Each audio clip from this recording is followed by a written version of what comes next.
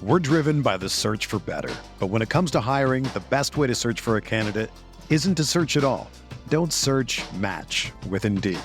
Indeed is your matching and hiring platform with over 350 million global monthly visitors, according to Indeed data, and a matching engine that helps you find quality candidates fast. Ditch the busy work. Use Indeed for scheduling, screening, and messaging so you can connect with candidates faster. Leveraging over 140 million qualifications and preferences every day, Indeed's matching engine is constantly learning from your preferences, so the more you use Indeed, the better it gets. Join more than 3.5 million businesses worldwide that use Indeed to hire great talent fast. And listeners of this show will get a $75 sponsored job credit to get your jobs more visibility at Indeed.com/Blue Wire. Just go to Indeed.com/Blue Wire right now and support our show by saying that you heard about Indeed on this podcast. That's Indeed.com/Blue Wire. Terms and conditions apply. Need to hire? You need Indeed. There's more to imagine when you listen, so let your imagination soar with Audible. Audible has audio titles from every genre that will inspire you to imagine new worlds, possibilities, and ways of thinking. As an Audible member, you get to choose one title a month to keep from their entire catalog. Enjoy an exciting reawakening of a beloved classic with the Audible original David Copperfield by Charles Dickens, produced by Academy Award-winning director Sam Mendes, starring Ncuti Gatwa, Helena Bonham Carter, and Theo James. This adaptation breathes new life into a familiar tale. New members can try Audible free for 30 days. Visit audible.com/imagine or text IMAGINE to 500-500. That's audible.com/imagine or text IMAGINE to 500-500. Have you guys, like, do you ever, I had to read the Odyssey when I was in high school. And so you know how there are these ladies that are like calling to you on the ocean or whatever. Like you're sailing, Yes, right? The sirens. Yes. And they're calling and like you hear them and it's, you gotta like cover your ears and it's like, oh, you can't, if you fall, if you're tempted, like you're just gonna go right over there. Mhm. I'm telling you, we got something on the water, and man, Friday night I was, there wasn't a whole lot going on. I was like, okay, like I'm gonna check this out. I needed to, cover my ears and eyes because, man, like seeing that stadium, like actually just seeing that on TV, seeing a game there, right by the water, it's like a damn siren. Like there, I legit like I had the game on, and I opened up my laptop and I went on my travel website that I use to book everything. I was like legit looking up flights. I figured this out, right?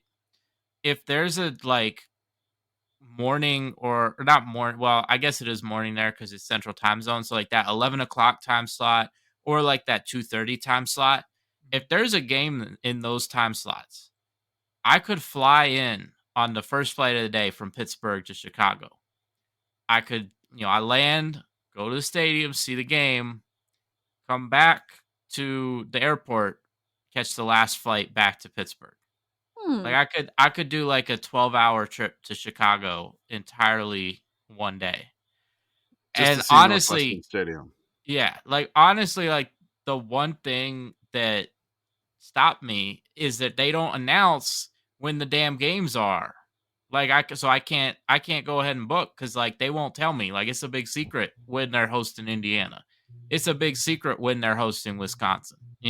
I mean, I don't know when it is. They don't know when a lot it of is. 11 and 2s.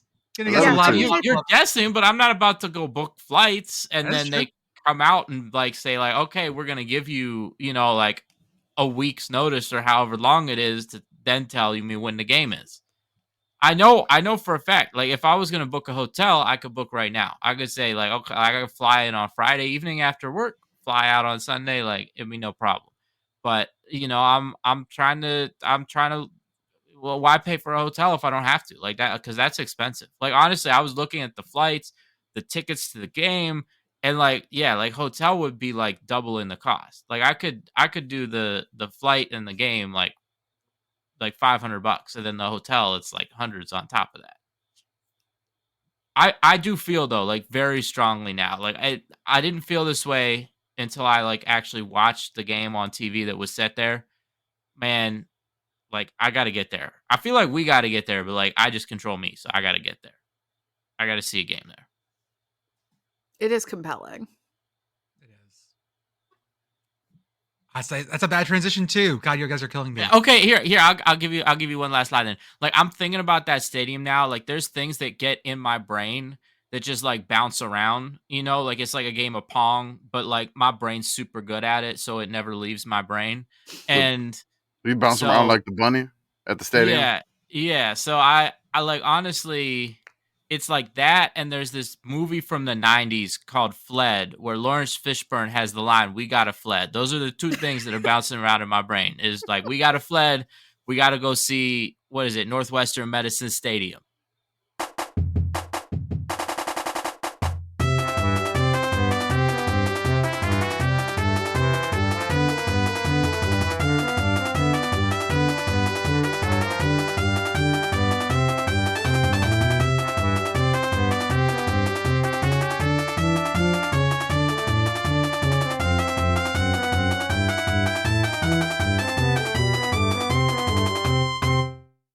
Welcome, everyone, to the Six Committee Podcast. This is our podcast for the evening of September 8th, 2024. Folks, San Marino has won a soccer game. Yeah, they have. Woo! The most serene republic of San Marino, with its, I think, Prince Regents? I'm not sure what they call their presidents. I think there's two of them. Co-Prince Regents, maybe? No, that's Co-captain? Andorra that has two presidents. Oh, it's right. It's the president of It's France. the and co-principality of Andorra. There we go. You're right. Anyway, San Marino, who is the worst soccer team in the world, that's with a big asterisk on it for the reasons they play in Europe, which means they play better teams, is won their first competitive game in history and won their second game overall. They've now beaten Liechtenstein twice. Hell yeah. Also a small country. Jordan, This can is you kind hit of like the blah, blah, blah, blah button? We need the blah, blah, blah, blah button. Oh, yes, there we go. this feels a little bit. Nope, not that one. That one. That you know, one. This is funny. It feels like Eastern Michigan. Their only bowl wins have been against San Jose State. Mhm. So Eastern Michigan is San Marino. San Jose State is Liechtenstein. Apparently, I hope that doesn't ruin any political issues here. Right? Wait, so I have a question. You said it was their first competitive win. Yes. So, like, how do you play a non-competitive soccer it's called a game? Like, friendly? how does that work? A friendly. So basically, Oh, okay, Yes. that makes sense. they're first in a European competition. That's right. Okay, so like a friendly, like you're still playing. It's just Yes. like there's Yes. not anything on the line. Okay. Yeah, this was actually for, I think it's European qualifying, right? Nope, this is for your Nations League. Nations League. Okay. But San Marino won a fucking game. Our friends at the Sweeper podcast were there. They are common features at the stadium in Serravalle. And if you don't know, San Marino, I think, has a population of 36,000, maybe. It's the top of a mountain in Italy somewhere. It's entirely surrounded by Italy. And they're known for just being the oldest republic. I think they have the oldest constitution, something along those lines. Mhm. But they're very bad at soccer. No surprise, because now what might surprise some people is they do have a 12-team like soccer league there, and they send their champion to Champions League, and they do all that stuff. They do play in like one stadium, two, I think, and just tag out. But this was amazing, and the crowd was going crazy. Someone asked, like, why didn't they rush the pitch? And someone was responding, I think that's everyone. That might the only just be people the that whole were there. country, y'all. Yeah. That was the whole country. Like, what are they? Only like 30,000? 30,000? Something like that. 35,436, which is like 2/3 the size of Harrisburg, Pennsylvania, for context. What stadium matches that? Like, what is Oh, 35,000 Like NCAA PNC stadium? Park. UT maybe is about that size. It's a little bigger, I think. See. I know ULM Malone Stadium is about 31,000. I'm trying to figure out what. Got it. FBS We were stadium. looking. Was it 36,000? Yeah, we'll call it 36,000. Yeah. That's about a Hattiesburg Oh, or a Snapdragon Stadium. ooh. Or a Wallace Wade Stadium. Oh, Yeah, Oral Bowl Spade. So is it Reiser Stadium in Corvallis? Reiser? I can never remember. Anyways, Reeser, I think. yes. So that's about Reeser. if you took every person in that country and put them in a stadium, that would fit there. Congratulations to the most serene republic. Forza, was it Forza San Marino, whatever it is. Anyways, I love them. Yeah, It's that's great. it. Folks, week 2 got weird. Jordan, you forgot something. As always, I'm Jordan, and with me tonight I have Pitt Girl, Commish, Arthur on the ones and twos, and Beth will be here when her house calms down. Pitt Girl, how are you? Happy Sunday. It's Sunday. Indeed. It was college football day yesterday, and now we got all this stuff to talk about. Get hype. Commish? I had a fun weekend. I had so my wife had a bridal shower for my sister-in-law, and I had to play 2-on-1 defense against a 19-month-old. Well, I'm sorry, it's 1-on-2 defense. I was only one person against a 19-month-old and a 7-year-old. You never had a While chance. Yeah. while One I man tried zone. while I tried to keep up with all of the college football Saturday that was going on, I feel like I maintained myself well. I did not get the big TV, so I did not get a quad box. I scrolled Twitter a ton. I tweeted a ton. I did a whole bunch of things to survive, and I feel like I consumed even more football than I normally do for some odd reason, because I couldn't watch the games, but I'm like diving into, like, I'm watching the score app. I'm diving into, like, I'm searching like When you've got schools. that soft focus of like, I'm just tracking everything at once. Yeah, I've been there. Yeah, I'm doing that while the 19-month-old is either watching Bluey, Curious George, YouTube sensation Miss Rachel, Love Miss along Rachel. with what was the other thing that a Mickey Mouse Clubhouse. Then the other one, since there was no football on, he was not flopping on the ground, so he was occupied by the Kindle and tablet, and I survived. And then I was able to enjoy the night games, so the night caps, like all the 9 o'clock Central Time window. So it was good. I survived it. I'm here. I'm ready to talk about it. Well, I will say, Commish, probably not the most difficult instance of someone playing defense, literally one person trying to defend a bunch of other people. So probably not the worst instance of that this weekend. That is Love you, true. Ball State. W Ball State. We're going to go through these games, but I want to start with just something in general. I presented a Brian Kelly anger scale that was suggested in this podcast, where basically I took a bunch of pictures of Brian Kelly and his various states of anger. And I want to run through a couple of games real fast. I want to talk about how angry fan bases are. Y'all are going to help me based on these faces here. Listeners, it starts with no anger, little bit of anger, little more anger, even more anger, whole lot of anger, and worst anger. Oh, I like this one with all the LSU stuff in the background. I just Yeah, updated that was that great. because I didn't get a chance to update anything this weekend. Oh, that's as I beautiful. just said, and I updated the Brian Kelly scale. So it was what do you call that? A minimal viable product Brian Kelly scale. And now we've upgraded a little bit. We can make some more tweaks and make it prettier. I'm going to jump around the list, so follow me, folks. Cal at Auburn. Cal 21, Auburn 14.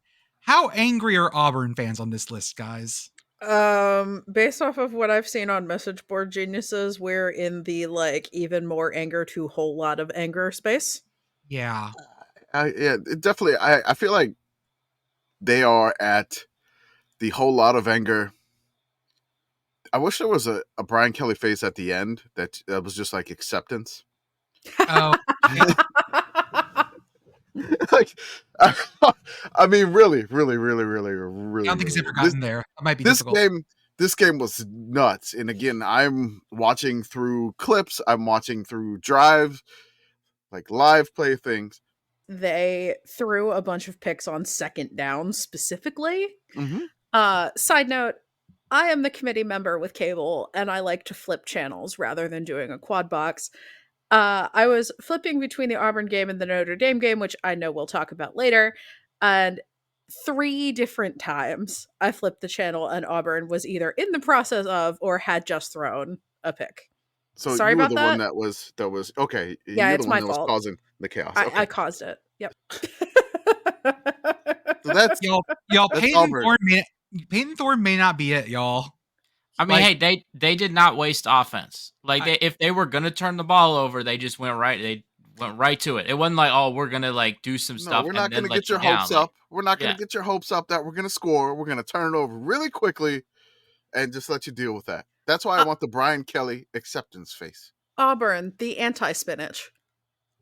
Just wait till Hugh Freeze is gonna get pissed enough that like the woke came in and beat him. Oh my He's god. gonna run for Senate. Be careful. Ah, I Not wonder again. if he'll ever respond to one of our tweets and say that he's praying for us. I hope so. That'd be fun. I need your time. Give me some of your time, Pastor Freeze. This We don't need- is I feel don't like need he that. probably could allocate his time more effectively. It's true. He'll probably name search the transcript for this podcast. Sure. hey, I need Oh. another one. Pitt at Cincinnati. Pitt Okay. fans, where are you at on this? Well, I mean, we're good. Like maybe No. a little bit of anger because the first half was so fucking dismal. I mean, hey, like I wasn't paying attention. I feel better about it now, but at the time, it was not a was- good time. I was good. I was good. I was always like, I knew we had him.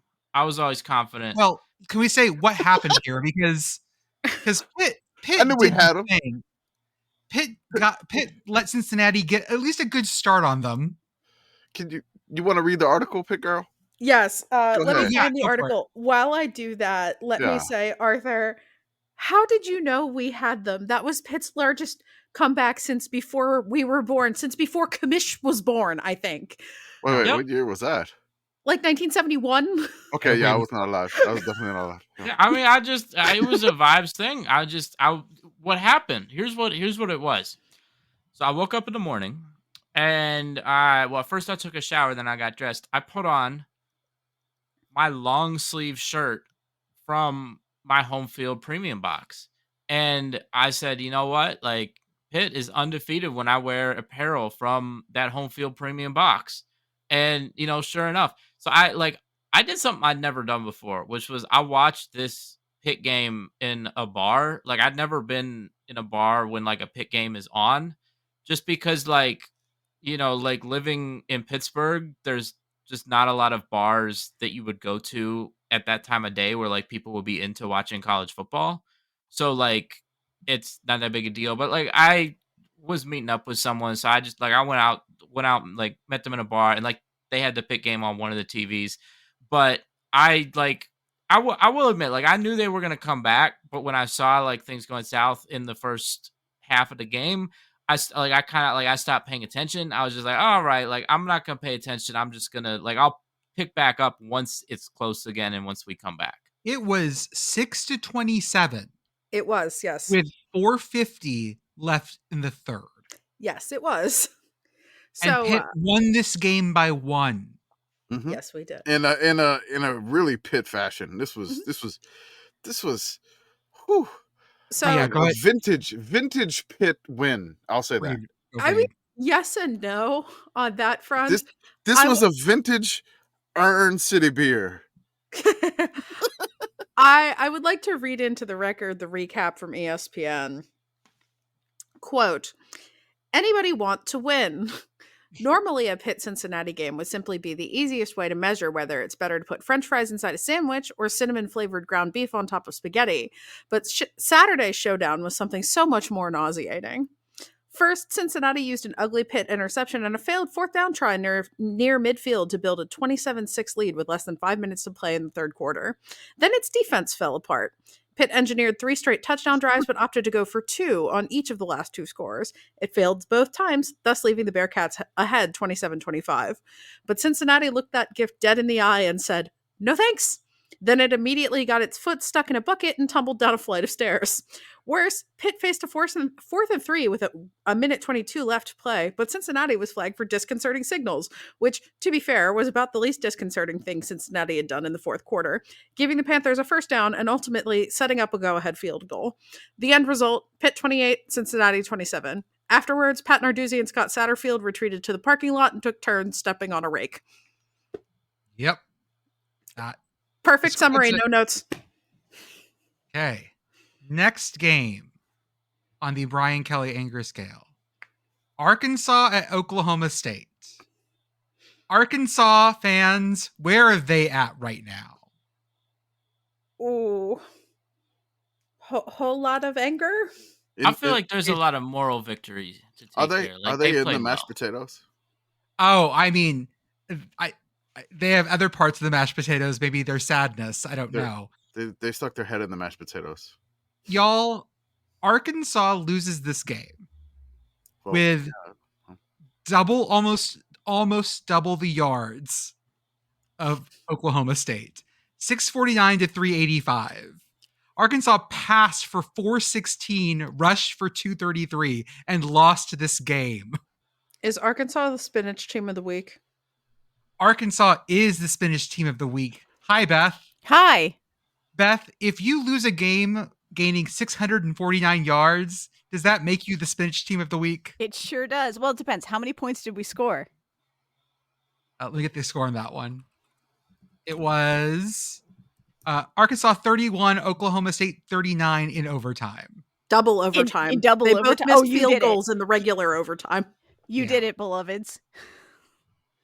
Listeners, if you don't remember, we mentioned last week that Oregon had done so much with so little with so many yards, and that Beth likened it to cooking down spinach or greens. And we now are calling this our spinach of the week, I believe, because there was so much and you did so little.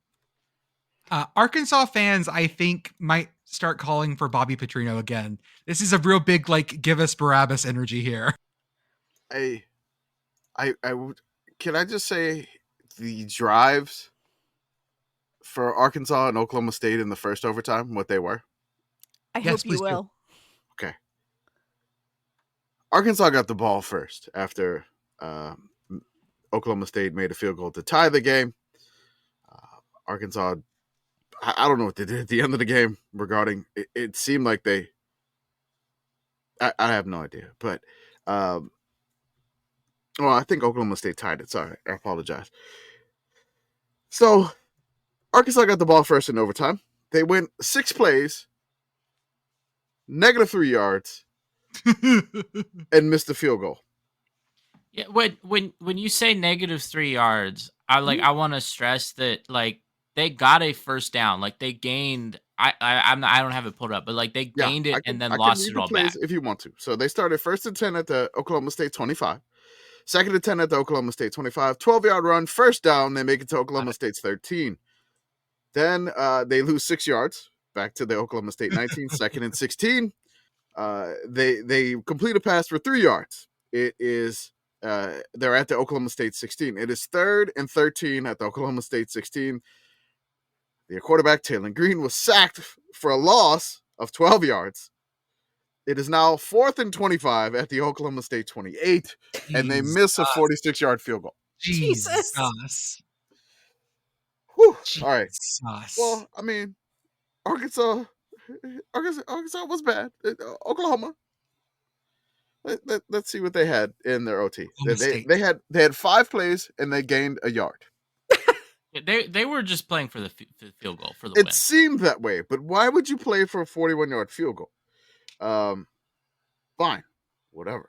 1st and 10, Arkansas at the Arkansas 25. Ollie Gordon run for 2 yards to the 23. 2nd and 8, Ollie Gordon run for 1 yard to the Arkansas 22. Then 3rd and 7, a run by Alan Bowman for a loss of 2 yards to the Arkansas 24. And then 4th and 9, they missed a field goal. I don't know why they got credited with 5 plays here. I don't know. It doesn't matter. The ESPN, whatever. Then the next drive in double OT, touchdown, 12-yard Ollie Gordon run, 3-play drive. Looked easy. Made it look so easy. Looked easy.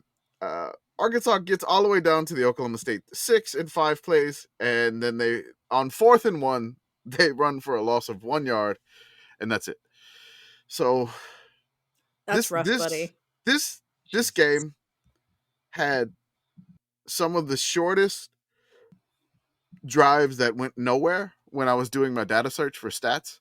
And both of them, like 3 and out and nothing. And I looked and I was like, why is there no time expired? I'm like, oh my God, both of these happened in overtime.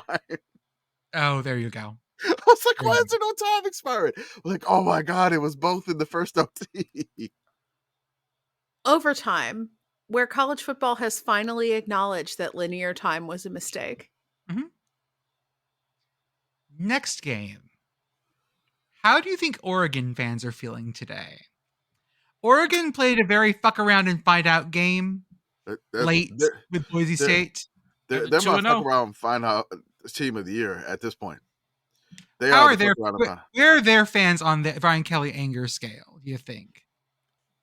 I mean, 2-0. You know, you gotta I'm gonna say win the games. You gotta beat the teams you play, and they've won their games. They're about in the middle. They're at the little more anger Brian Kelly scale. This game was so incredibly close for so long.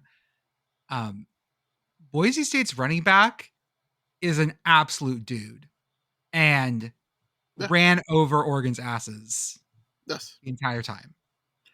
I mean, he ran over Georgia Southern's ass too. Well, I mean, he ran through Georgia Southern. Like, he had to run over Oregon players. Maybe you shouldn't fuck up 2 games in a row against teams from Idaho. Oregon. They didn't fuck up. They won. Arthur, you fuck up if you lose. No, Arthur. There are ways to win and still fuck up. I assure you. Because Oregon has to play like a Michigan pretty soon. And did you see Michigan this weekend? Yeah, it's fine. It'll be fine. Yeah, they're fine. Again, anyways, this is Oregon's gonna have to play Ohio State, right? Like, that's their big game. And you know, who knows? Like, I don't think that's their big game. You have good weeks, you have bad weeks. But I'm just saying, you're 2-0, you survive. 2 in a row of bad weeks. It's not I don't think it's a bad week if you like, barring a catastrophic injury, right? Like, I feel like you survived. Okay, so Arthur is adopting the March Madness scenario for the 12-team playoff, which is fine. That's reasonable. 2-0, survive and advance. And the way the things are going the first 2 weeks, again, just surviving is good. Because teams are losing the FCS teams. It's fine. I can see the point of view. It's good. Is it as good as Oregon was expected to be in these first 2 games? No, it was not. I will say also, in Arthur's defense, how many Clemson teams did we see look like ass for the first 8 weeks of the season and then make the 4-team playoff? Oregon's trying to rev it up. They're trying to rev it up. I have one main question for this game. Is Idaho played Oregon last week, right? Mm-hmm. Yes. And then this week they played Boise State. Mm-hmm. So both of those teams are from the state of Idaho. Mm-hmm. But the Oregon Duck chose this game to dress up like a potato. Why didn't the Oregon Duck dress up like a potato for the Idaho game? No respect. No respect for the Vandals to dress up like a potato? Yep. Is that what it is? Respect. I mean, they're former FBS teams, they're FCS. You don't get a costume unless you're FBS. Is that what it is? Is that the Oregon Ducks method here? Disrespecting the Vandals? He didn't look like a potato either. He looked like one of the things from the Quiznos commercials. The true. I can see this was like the worst Mr. Potato Head costume that you could. It was very bad. It was a big. Sack. He was doing his best. He doesn't have thumbs. It's very difficult. It's tough. Yeah, Fair. It's tough for the Oregon Duck. No thumbs. Okay. Can't sew well. I want to address something on this one here. Okay. In this game, Boise State takes a 34-27 lead. Oregon gets a kick return, returns it all the way for a touchdown. However, the Oregon kick returner, if I said Oregon State this fucking play. All right. However, everyone's a intruder filming this fucking play. Okay. Oh my God. However, the Oregon player drops the ball basically before he enters the end zone. As the ball bounces and it's being dropped, the momentum carries the ball into the end zone. So everybody's like, you can't advance the fumble. you can advance this fumble. And I'm like, well, the ball landed in the freaking end zone, and an Oregon player smartly picked it up. And I took a screen cap of the video and drew like a really crudely drawn arrow, and I still had people in and posted it in every thread. You spammed that into every fucking thread on Twitter. Everybody goes, hey, he dropped the ball. I'm like, hey, Oregon player, pick up the damn ball. And the ball, when it was fumbled, the momentum when he dropped it carried it into the end zone. It landed in the end zone. So he's not advancing the fumble. The fumble momentum, advanced itself. The fumble, again, there is a principle of physics that I don't know which one it is. That one's momentum. Okay. Yeah. Whatever. Inertia too. Sure. We'll throw it all in there. Whatever. The football fumbling in motion continues in motion or whatever. Yeah. It landed in the end zone. Law, first law. This is a knock on. You should have been able. No, they had to mark it where the fumble happened. I'm like, did you see it not land in the end zone? It landed in the end zone. He didn't advance it. It was already there. Yeah. Also, the Big Ten review people, I saw this on Twitter today because I missed this play. I A, don't pay for Peacock, and B, fell asleep on the couch. And the Big Ten review people said that they called it a touchdown specifically because the other Oregon guy picked it up when it was in the end zone. Again, a crudely drawn arrow worked out. You posting it in every thread for about 45 people minutes. This whatever. I mean, he's like, he dropped the ball. I'm like, Our account is now going to be like a truther account where we just take videos and highlight them. Look at it. You see that Illuminati symbol? You see that arrow? Look, he got the ball. I'm putting in the thread, and I was like, hey, see here, explanation there. Here's another angle there. And it was just pointless. I was just like, I think it was a long day, and the kids wore me out. And so I was ready to argue with people on the internet because the ball was in there. Okay. For the love of God. Get it out of your system. There you go, boss. Okay. How mad are Alabama fans this week? Folks, if you just look at this score line, and I'm going to be a truther about this. By truther, I mean, I'm going to make sure everyone knows this. It says 42-16. That scoreline's a lie. That's a lie. Because this game was so close until Alabama just blew it open. So it's a lie. I missed this one because I was driving home. It was garbage time. Okay. I'm gonna give you a combo Brian Kelly here. Ooh. Okay. Alabama fan on the outside. No anger. None. You're not gonna see any anger from me. Not gonna see any anger from me. On the inside, whole lot of anger. This like a Brian Kelly Oreo. Yeah, I think there's the meme where it's the one person that's got a smile on his face and then he's crying behind it and you can't see it. Like that meme. That's what the Alabama fans are right now. Maybe that's my gift. Terrifying food ideas. I like it. This game, it annoyed me the way people were talking about it. It was two games actually that did this to me. It was this and the Penn State game where people were talking about it was so close. They almost what it's like, okay, it took them a bit to pull away, but at no point was it they're losing. Did you watch the Penn State game? Yes. Because they very much were losing for a lot of it. I mean, no, there was a point where the score was they had fewer points than the other team. But it's okay, but you have another half of football while you're Penn State and they're Bowling Green. There was no point where, if you look at the ESPN, game probability, right? I looked at, the Penn State one, and I think the lowest it got was, 79%. The Alabama one, I think it got a little bit higher, but it was never, at all even anywhere near 50%.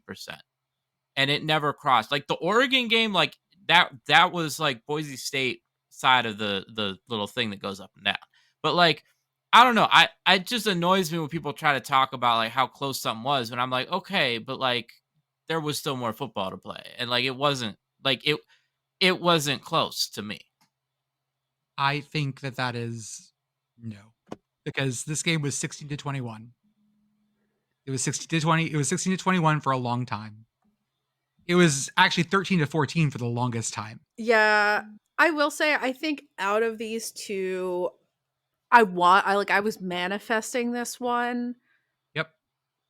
Bowling Green really did like hang in there with Penn State for a really long time. And they Yes. were legitimately winning, like in the lead in that game for a really long time. And it took Penn State's defense a really long time to get their heads out of their asses. Like that was the one where I out of the two of those games, I think it was, if it was going to happen, I think it would have happened to Penn State. But it is always fun to hope Alabama loses when it looks like it's going to happen.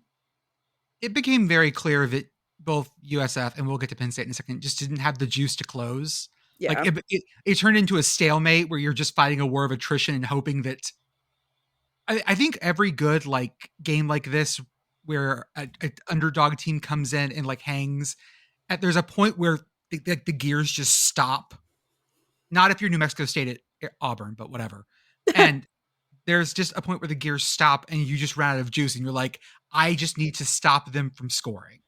I'm just going to bog this thing down as hard as possible. What the fuck was that? Who's taking pictures? I'm taking screenshots. I don't know why it's making noise. I have like the sound off. So, What the hell? so then let's say then, how mad are Penn State fans in the Brian Kelly anger scale? Okay, somebody flip the switch. Let off me the sound. check. On this? I mean, I feel like I don't know if it's resigning themselves to this or just like, this was a weird one. Walk it off. Take a salt down. Needs more data. Okay. That's where I'm about with that one. Okay. Let's go with Michigan fans. Michigan gets bodied by Texas. Yes. And how are Michigan fans feeling? Michigan fans, if you're mad about this, like, don't. Just don't. Look at last season and smile. Mhm. And then go touch grass.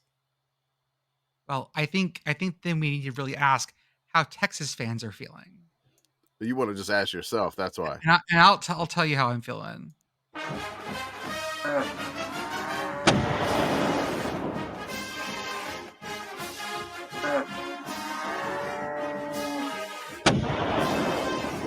I'm putting them down preemptively because September 21st we coming for you.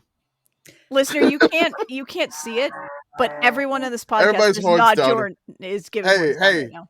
Hey, Arthur, take a screenshot and put it in the chat. Hide our faces with horns down. Yeah, there you go, Beth. Yeah, put your horns down in front of your face. And I don't care about my stupid face. Okay, good. Thank you. Got it. I did check with a friend of the podcast, Scott, who was working the Penn State game this weekend, who said that the fans were absolutely jacked. Shout out to friend of the show, Liam, who was attending that game incognito as a Penn State fan. In deep cover. I wonder if the whole Jeez. time Liam was just, oh man, I don't know what's going on. What's going on with our team? Oh, and the audience was like, Struggling not to cheer for Bowling Green. Go Yeah. Bowling Oh, Green, come on, pull we it are, off. aren't we? We are Penn State. That sounds delightful. There's only two Hello, Falcons fellow that I Penn love. Stater. The two Falcons that I love. Air Force. Shout out to Air Force. And the Bowling Green Falcons. Yes, I love them. As a Saints fan, I can't stand the Atlanta Falcons. But yes, these Falcons that I love. I love Bowling Green. Jesus. I love my wife calls their uniforms the Tootsie Rolls. Yeah. Because their uniforms remind her of Tootsie Roll. I never Like, thought the about that, but rapper? she's right. They are the Tootsie Roll rappers. She loves their big fan of the B and the G logo. I mean, again, it has. I don't have any green, but they have the word green in there, so definitely got on Commish's side. But they put up a great effort. And the funny thing about this was that the quarterback for Bowling Green was Connor Bazelak. And the person who he was lighting up was his former head coach at Indiana, who was the DB coordinator for Penn State, Tom Allen. So it was a bit of revenge, but then eventually, the talent won out for Penn State, which Arthur was right. It only got to like 72% win expectancy. But again, are you going to buy this ESPN win thing? Because My favorite thing is when the ESPN win thing just goes at the very end 100 the opposite direction. Yeah, check out the line on the line for the Pitt Cincinnati game, by the way. That was great. Yeah, That was fucking very good. broke my heart. Folks, how mad are Notre Dame fans? Now this is the team that actually like had a bad week. Like this, there's no way to spin this. They NIU scores terrible. 16, which is enough to win. Mhm. This was the haha look at it game. Penn State, you narrowly avoided this fate. Yeah. This also got Northern Illinois ranked today in the Yeah. AP poll. God bless. Holy shit. I mean, Boise State fans are so pissed. they have Yeah. a positive win over Texas A&M. What do you have, Boise State? Respectfully. Boise State ain't played nobody. Boise State is a whole lot of anger to. Yeah, I'm just going to say a whole lot of anger. It's not the worst anger. That's if they would lose to Wyoming. I need to qualify the Penn State anger because I'm being given more context. Apparently, parking went up and the stadium is being renovated, so nothing is where it should be. And they almost lost to Bowling Green at home. So, like, there's like dad rage compounded onto Oh, man. like the team rage. Ooh. Angry This- Valley. This game was just Notre Dame being unable to do anything. And Northern Illinois just playing a great game. Almost got screwed out of this. Other They tried. podcasts aren't brave enough to talk about how shitty that spot was, but That was this a really podcast bad spot. will say that spot was shit. That's our editorial stance, okay? Yeah, no, that spot was garbage. There was also some like bullshit holding calls in the USF game, but they ended up not mattering, by the way. Yeah. NIU outgained Notre Dame by 102 yards. Yep. NIU ran for 190 yards on 45 carries, 4.2 yards a clip. The Irish turned the ball over twice. NIU, none. If you're going to do something like this, the NIU formula was this. It wasn't luck. Like the coach said, like Thomas Hammock from the Hammock District said, it was not anything luck-wise. They beat them. Mm-hmm. Like this was not They beat their ass, fluky. yeah. Pitt Girl, say the they thing. outgained Say the them. thing. Say the thing. Which thing? Who saw it? Oh, everyone saw. We all saw. We all saw Notre Dame. And I love how the debate has flipped from, I think, what was it? Ari Wasserman was just like, yeah, they're going undefeated and they're making the 12-team playoff. And they're going to be the 5 seed after one game. And I love overreactions. It's great. But I just can't do that. Because I can. I will jinx. I can. I will jinx. 1-11. the crap out of 1-11 Notre Dame. Okay, but think about where Texas A&M fans would be on the rage meter if that happened. See, here's the thing though, Taking Notre their Dame, season just to fuck with them. Notre Dame, they still get to play Florida State, so you got to remember Okay, 2-10 that. then. Okay. Those are like, I have some other ones that I can talk about how angry fans are. Hey, y'all, how angry are SMU's fans? Because BYU came to town on Friday night and just like, you think BYU at SMU, this is going to be pointsy, whatever. Nah, man, SMU got nothing.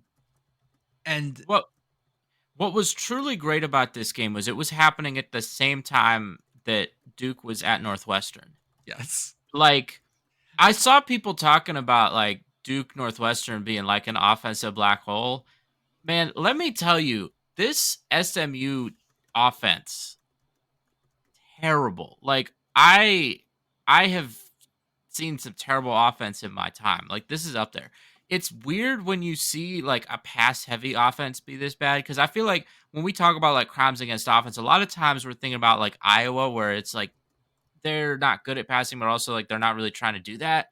Man, like seeing teams try to pass the ball a lot that also like just failure. Like it's crazy. Let me tell you, SMU scored 15 points in this game on 5 field goals. Their kicker had a good game. Mm-hmm. The drive length. The Steelers did the same thing today. I was just about to say, so you're telling me Steelers did- SMU's the Steelers? Steelers went the to drive- 6 field goals. The drive lengths for SMU's field goals. Okay, here we go. I have the game pulled up. 16 yards, 36 yards, 50 yards, 24 yards, and 17 yards. This is a war crime. Yeah. What? So like you think when you hear like, okay, well at least they got into field goal range 5 times. Like, no, They were like already there. yeah, like this was a very sloppy game in terms of like turnovers, like things like that for both teams. But like BYU was not good. This was like they this was just were able to score a touchdown. This was an end zone is lava game for SMU, which I think Chris Vanini said the same thing. SMU could not get in the end zone, and they had to. They drove all the way down to BYU's 20. They throw an interception at the BYU 5. BYU then throws an interception back, and SMU gets it first and goal, and they fumble on the first play. Just coughed it. It was awful. Just coughed it up. And you're like, finally, SMU's going to get in the end zone and take the lead. Nope. There goes the ball. There goes the game, essentially. And this, I mean, shout out to the kicker, 5 for 5. Like, just nailed everything. And if he didn't, like, nail all of that, it was ridiculous. SMU, I don't know if their starting quarterback, Preston Stone, was hurt or they were doing, like, a rotation or something. I don't know. But I don't think they knew. Yeah. But the thing is, when SMU moved up to the ACC, they lost a couple of their interior linemen, which Shihan Jayaraja said from CBS Sports, indicated they lost some interior linemen in the transfer portal. They have like younger, like higher rated linemen, but they're just not ready, I guess, at this point. And so the offense is not clicking.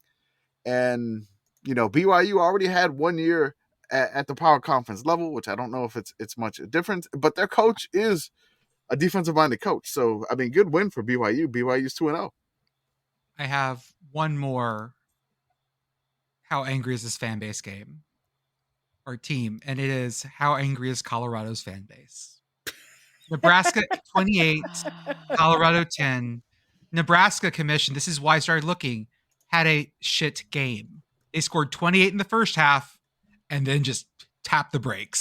I need to figure out a better name for that because we have it as the second half ineptitude tracker, but I feel like it's a little bit, I guess, insulting to call it like it's a shit. It's still a great win, but you don't win and you don't. I mean, you win, but you don't score in the second half, which is kind of weird. It's almost like a coast to victory or something. I can figure something out like that. Yeah, he's pop it in neutral. Mm-hmm. Yeah, you just pop it in neutral. Rolling down the mountain. Yep. Yeah. Here's your inertia thing. We're back on inertia here. You're just hoping that once the body just keeps flying through space. It's hey, like, y'all. we spent all of our points. They're done. How many rushing yards net did Colorado have in this game? 2. 27. Okay, I was going to say 29, but y'all both lower than me. It is 16. Oh, wow. It is 16. Gained 61, lost 45. Yeah, because Shedeur got sacked 6 times. This is the same team as last year. Shedeur is better. Travis Hunter is still unworldly good. Yes. But everything else is worse. Honestly, I just want to give a shout out to Nebraska. Like, I'm not even worried about talking about Colorado. I only start with Colorado because I was talking about how angry their fan base is. I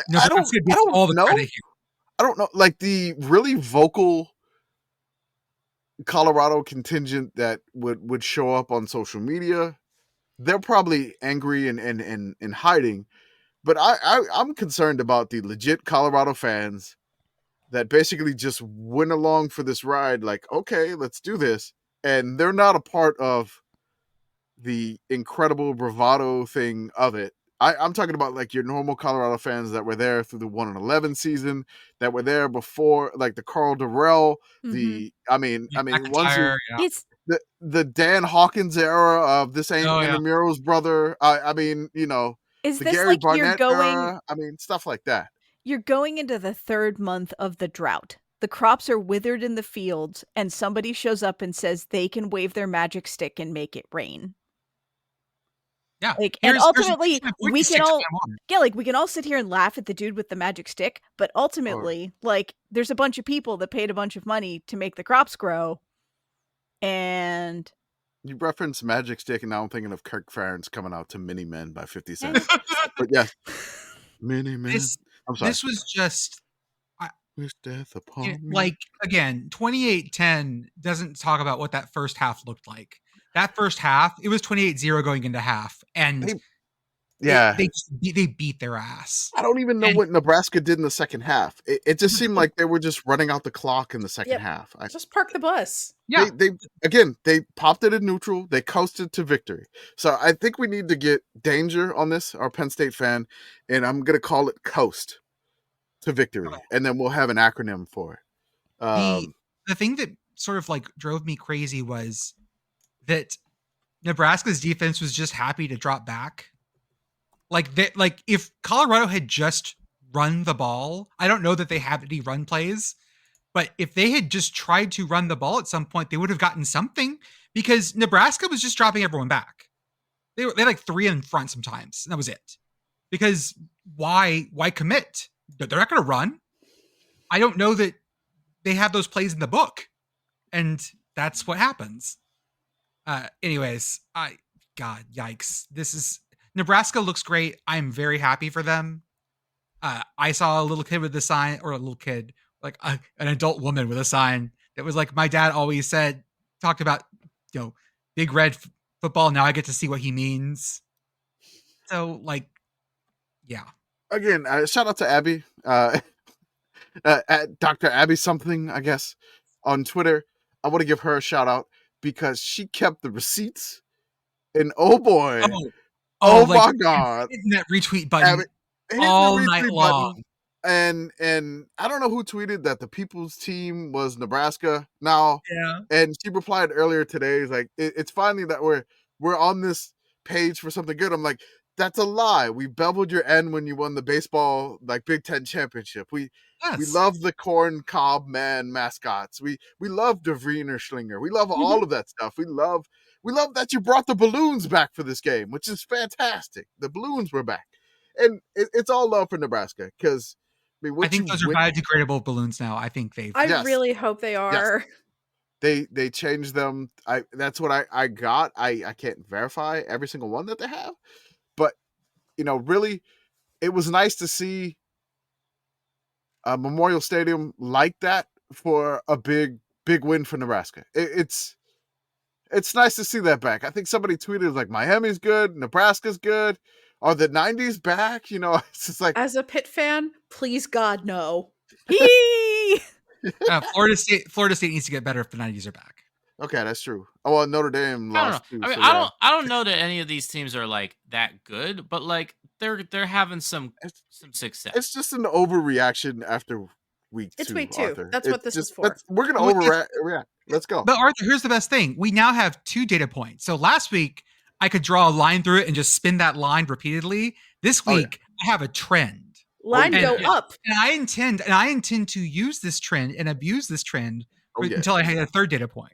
Listen, I have a game prepared for later in the show that's gonna take advantage of only having 2 data points. Oh yeah. There we go. Let's do it. Folks, as always, check out our link tree on our Twitter, Instagram, and Blue Sky profiles.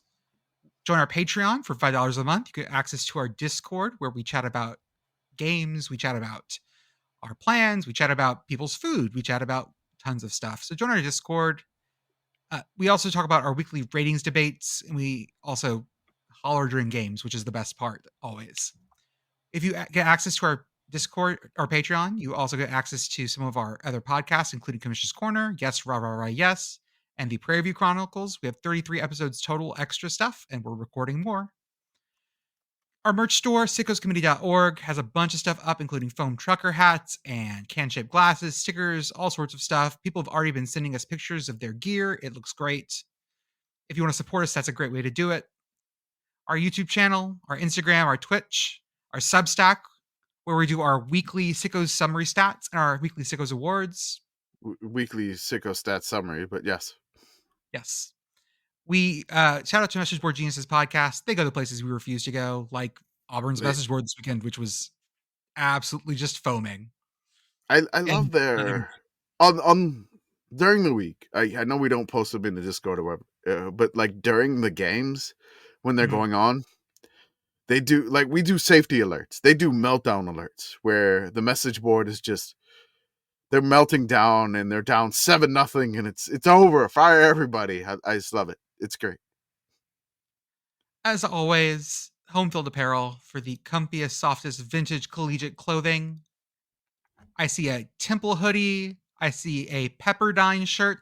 Commish, I'm not joking. Underneath my Tulane hoodie Oh, is the Tulane hoodie. Oh, the waves. Wait. also So you got the Pepperdine. green wave and the Pepperdine wave.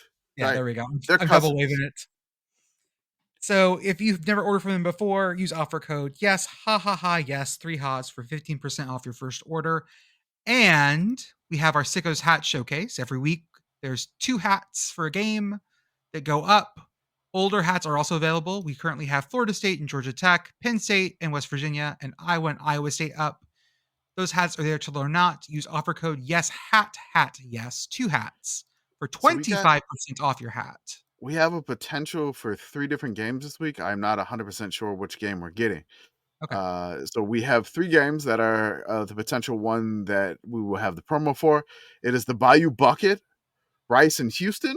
That is a potential that we could get a hat for. It is Arizona versus Kansas State in the non-conference conference game. Mm-hmm. Because they had this scheduled before they joined conferences together. And then the other one that we have a possibility is UConn and Duke. Ooh. So one of those, not all of those. Just one of those is going to be, and you just check our Twitter, check our Instagram, and actually check the link. It's Sicko's hat showcase, home field apparel link. We will definitely tweet that for sure. I would just like to propose right now that we refer to Duke UConn as Dukon. Dukon. I love it. Okay. Now I'm just imagining a convention. Let's rewind to games. Oh, imagine a Mountain Dew convention. Mountain Dukon. It is Dukon. That's right. Jesus Christ. They're all eating the Baja Blast gelato. Put that on the vision board. Dukon. Oh my God. Dukon.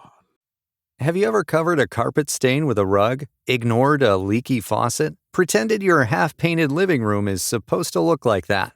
Well, you're not alone. We've all got unfinished home projects. But there's an easier way. Thumbtack is the app that makes it easier to care for your home. Pull out your phone and in just a few taps, search, chat, and book highly rated pros right in your neighborhood. Download Thumbtack and start caring for your home the easier way. Achieving a gorgeous grin from home isn't a total mystery with Bite Clear aligners. Just don't be surprised if all of your sleuthing friends start asking, "What's your secret?" Begin by ordering your at-home impression kit today for only $14.95. Bite Clear aligners are doctor-directed and delivered to your door. Treatment costs thousands less than braces. Plus, they offer flexible financing, accept eligible insurance, and you can pay with your HSA FSA. Get 80% off your impression kit when you use code WONDERY at Byte.com. That's BYTE.com. Start your confidence journey today with Byte. Let's rewind and go back to our game of the week, Duke Northwestern, which ended up being a real gross game. A lot of people, I mean, even Duke and Northwestern fans were saying that like this was unwatchable is the word to get thrown around. I disagree with that statement. This ended up being Duke 26, Northwestern 20 in 2 overtimes. I love a game where the under hits in regulation, but then it goes to OT and blows the under. And it gets so many people so mad. You like, can why tell, couldn't this end in regulation? Who the real gamblers are, because the minute it hits overtime, it just gets so angry.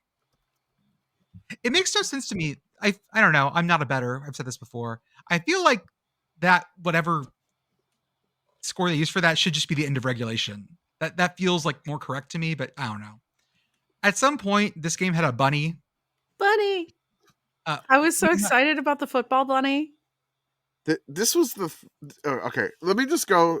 I have notes for this, and this actually hit on the Sicko stat summary. So this had a drive by Northwestern where it was the longest drive of the week, ending in a punt. So it was the longest drive of the week, with time of possession, plays, and yards that ended in a punt. So plays, time of possession, and yards. The longest drive of the week ending in a punt. Northwestern went 11 plays, 48 yards in 8 minutes and 57 seconds. Oh God. And they had to punt. So they got all the way to like Duke's, I think it was Duke's 25, and then it was like 4th and 26. Wait. There's an ultimate twist here, like M. Night Shyamalan. So they had to punt. They had to punt from Duke's 40, right? You remember it was windy, right? Mm-hmm. Duke muffed the punt, and Northwestern got the fumble on the 11, and 2 plays later they scored a touchdown. This had a run where it was like blocked punt, missed field goal, interception, fumble, and then a field goal was made. No, we gotta give the better. You left the bunny out. Come on, you man. Can't leave the bunny out, Jordan. We had interception, bunny, fumble, 50-yard field goal. The bunny is very important. The bunny is very important because there was a 40-second span where the bunny got on the field. Willie the Wildcat attempted to chase the bunny, and then there's a play going on. I forgot how furry Willie is, by the way. Yes. Mm-hmm. He's very furry coated. Yes, big time. Tries to chase the bunny, and shout out to Connor Onion, who was calling this game. Attempts to chase the bunny, and the bunny goes shooting across the end zone. And as the camera pans back to the play, Northwestern immediately fumbles. I forgot about that. It was a span of 40 seconds. All of that happened. Bunny on the field. Willie the Wildcat attempts to corral the bunny. The bunny shoots across the field throughout the end zone, and I think underneath the stands. I'm not 100% sure there. But then, immediate Northwestern fumble, Duke recovers. Also, I want to give a shout out to, there was somebody in the stands that had a yes sign in the stands. Love you.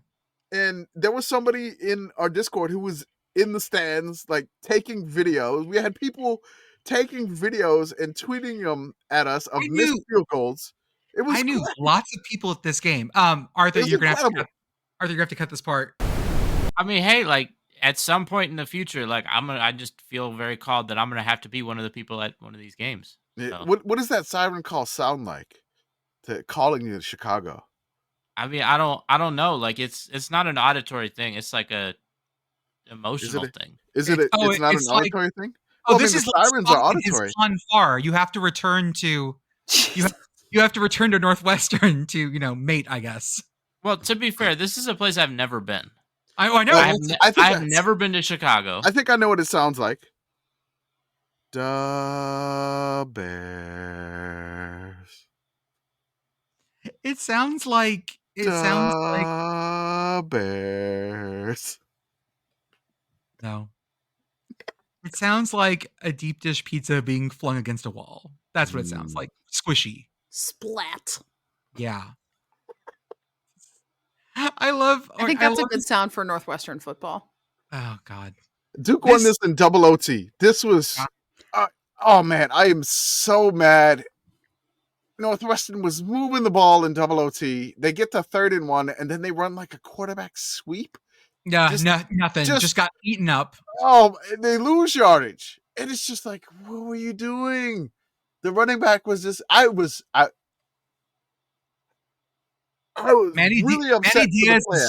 Manny Diaz is 2-0 at Duke, by the way, guys. Manny Diaz fired up on the sideline. I want to give a shout out to the Northwestern player who intercepted the ball and then like tossed the ball to Manny Diaz. Like right after he intercepted it. It was beautiful. This game had everything. I mean, it had tons of punts. It had ridiculous fumbles, incredible turnovers. It had a bunny. It had a doink. It had double OT. It went over. There was rain at some point. And I want to give a shout out to Manny Diaz's hair. It did not move the entire game.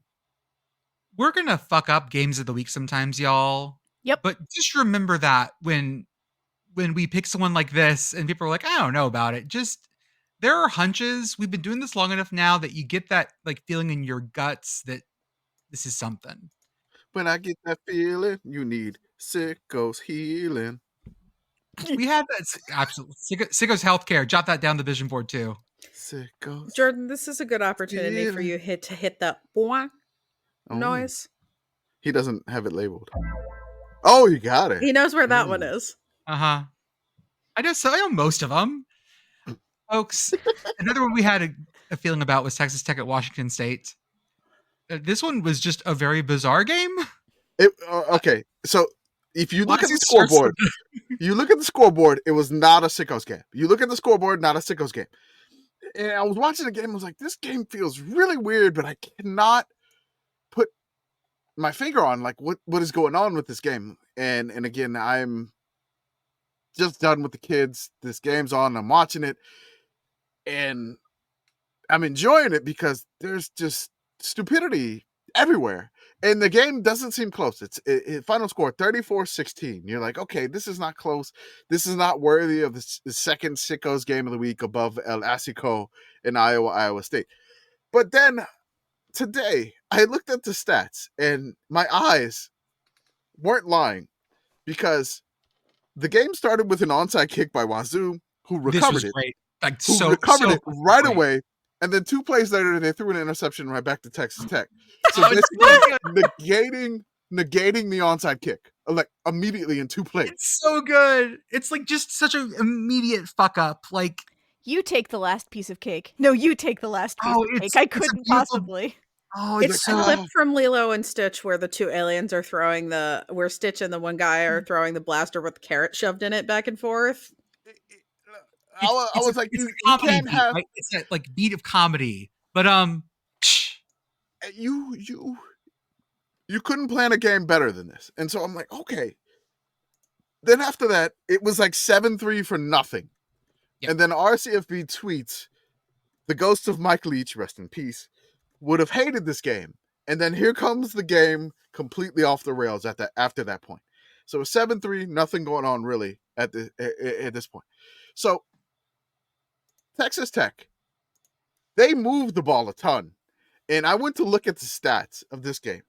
Their quarterback, Baron Morton, was 34 for 58 with 323 yards passing, had 1 touchdown and 2 interceptions. I'm like, okay. The quarterback for Wazoo was 9 of 19 passing for 115, 1 touchdown, and 1 interception. I'm like, okay. But John Mateer, the quarterback for Washington State, had 21 carries for 197 yards, 9.4 average rushing with a long of 68 yards and 1 touchdown.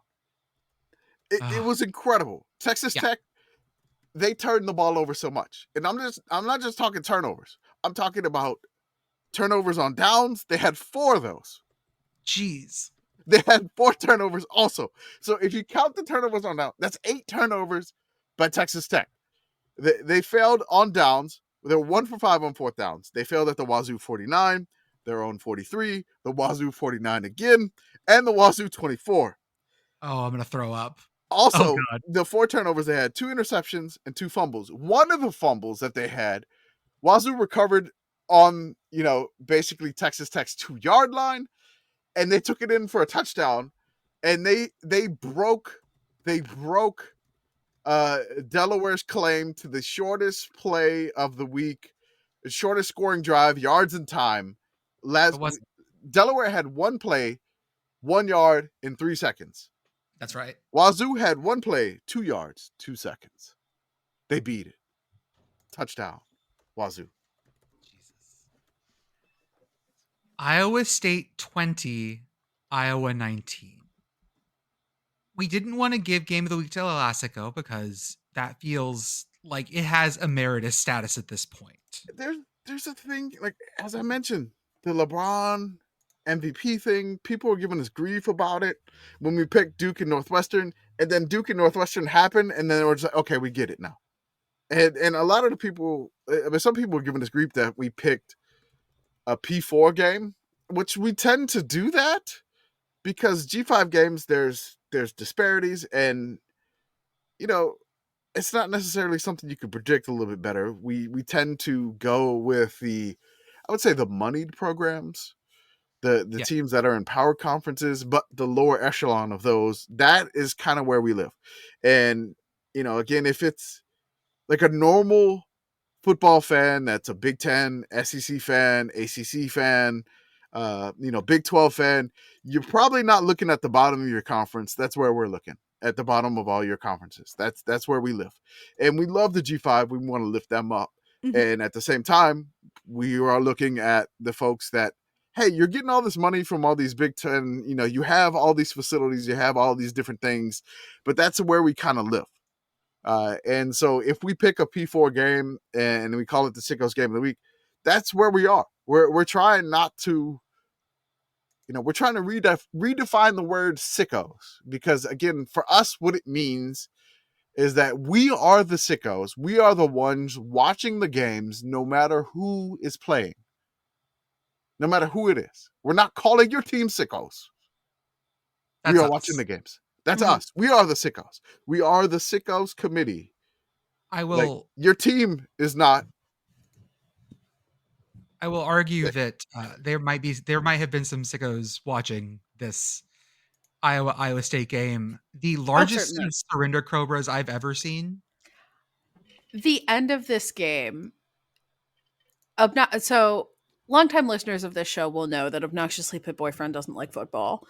So on College Football Saturday, what usually happens is like, I'll sit down and I'll be here, plonked in the spot that I am currently in, as a matter of fact, on the one side of my couch. And he'll sort of wander in and out like a house cat. Mm-hmm. And he wandered in towards the end of Iowa State and was, like me, marveling at the crowd shots. Mm-hmm.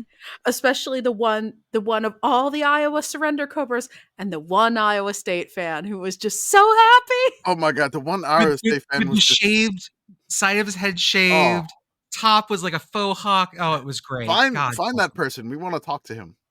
Oh, that's so good. It was amazing. This game had 18 punts. Like, it was what you really wanted here. Yes. Iowa State, like I said it was going to be pointsy. I was wrong. 2019 is sort of average for this kind of game. I do want to see what it hit the over. I do want to see what the median scores of all these games are, because I feel like the average is data dive. Let's do it. Do we have an animal collective for surrender cobras? Like, what is a group of surrender cobras? Is it an Asssico of surrender cobras? Oh man, so a group of cobras is called a quiver, and I think that's great. Okay, so a quiver of surrender cobras works. The way you said that with collective, for a second I was thinking of like people trying to boost cobras. Like, yeah, like I'm gonna give that cobra $20,000 to come over here. Yes, a quiver, I believe. So there we go. A quiver. That's right. Quiver cobras. Yes. Google AI gave me the quiver, even I didn't ask for it. And Google, when I was looking at the SMU game, and I Googled how many field goals were made in a game in the NCAA record, which I got 7. And then Google also said Graham Nicholson, who is now the Alabama kicker, Miami, Ohio, made 27 in one game. Ooh. Thank you, Google AI. Just work normal again. I don't need this AI shit. Get AI out of here. I don't care. I don't need it. Just stop. Just get out of here, AI. Yeah, I would like to think my own thoughts and also not waste a bunch of power while getting fed garbage, although that one's funny. So the game that I had the most fun watching, and I fell asleep towards the end, unfortunately, was Mississippi State at Arizona State. The weird one. Arizona State gets out to a pretty good lead. Mississippi State comes back at it. Yeah. Arizona State ends up winning this, but everyone just wants to talk about Cam Scattaboo. As they should. Man, Cam Scattaboo was my favorite last year and the year before. Kind of one of the main reasons I love watching Arizona State. I think Pitt Girl is the one that said that Cam Scattaboo looks like a Minecraft character. That sounds like you'd say, yeah. I think that's what it was. And I don't recall saying that, but I'll take credit for it. I think it was you that I don't know if I'm putting that in words in your mouth. I'm sorry, but I think it was you, because looking at Cam Scattaboo, he's just very square.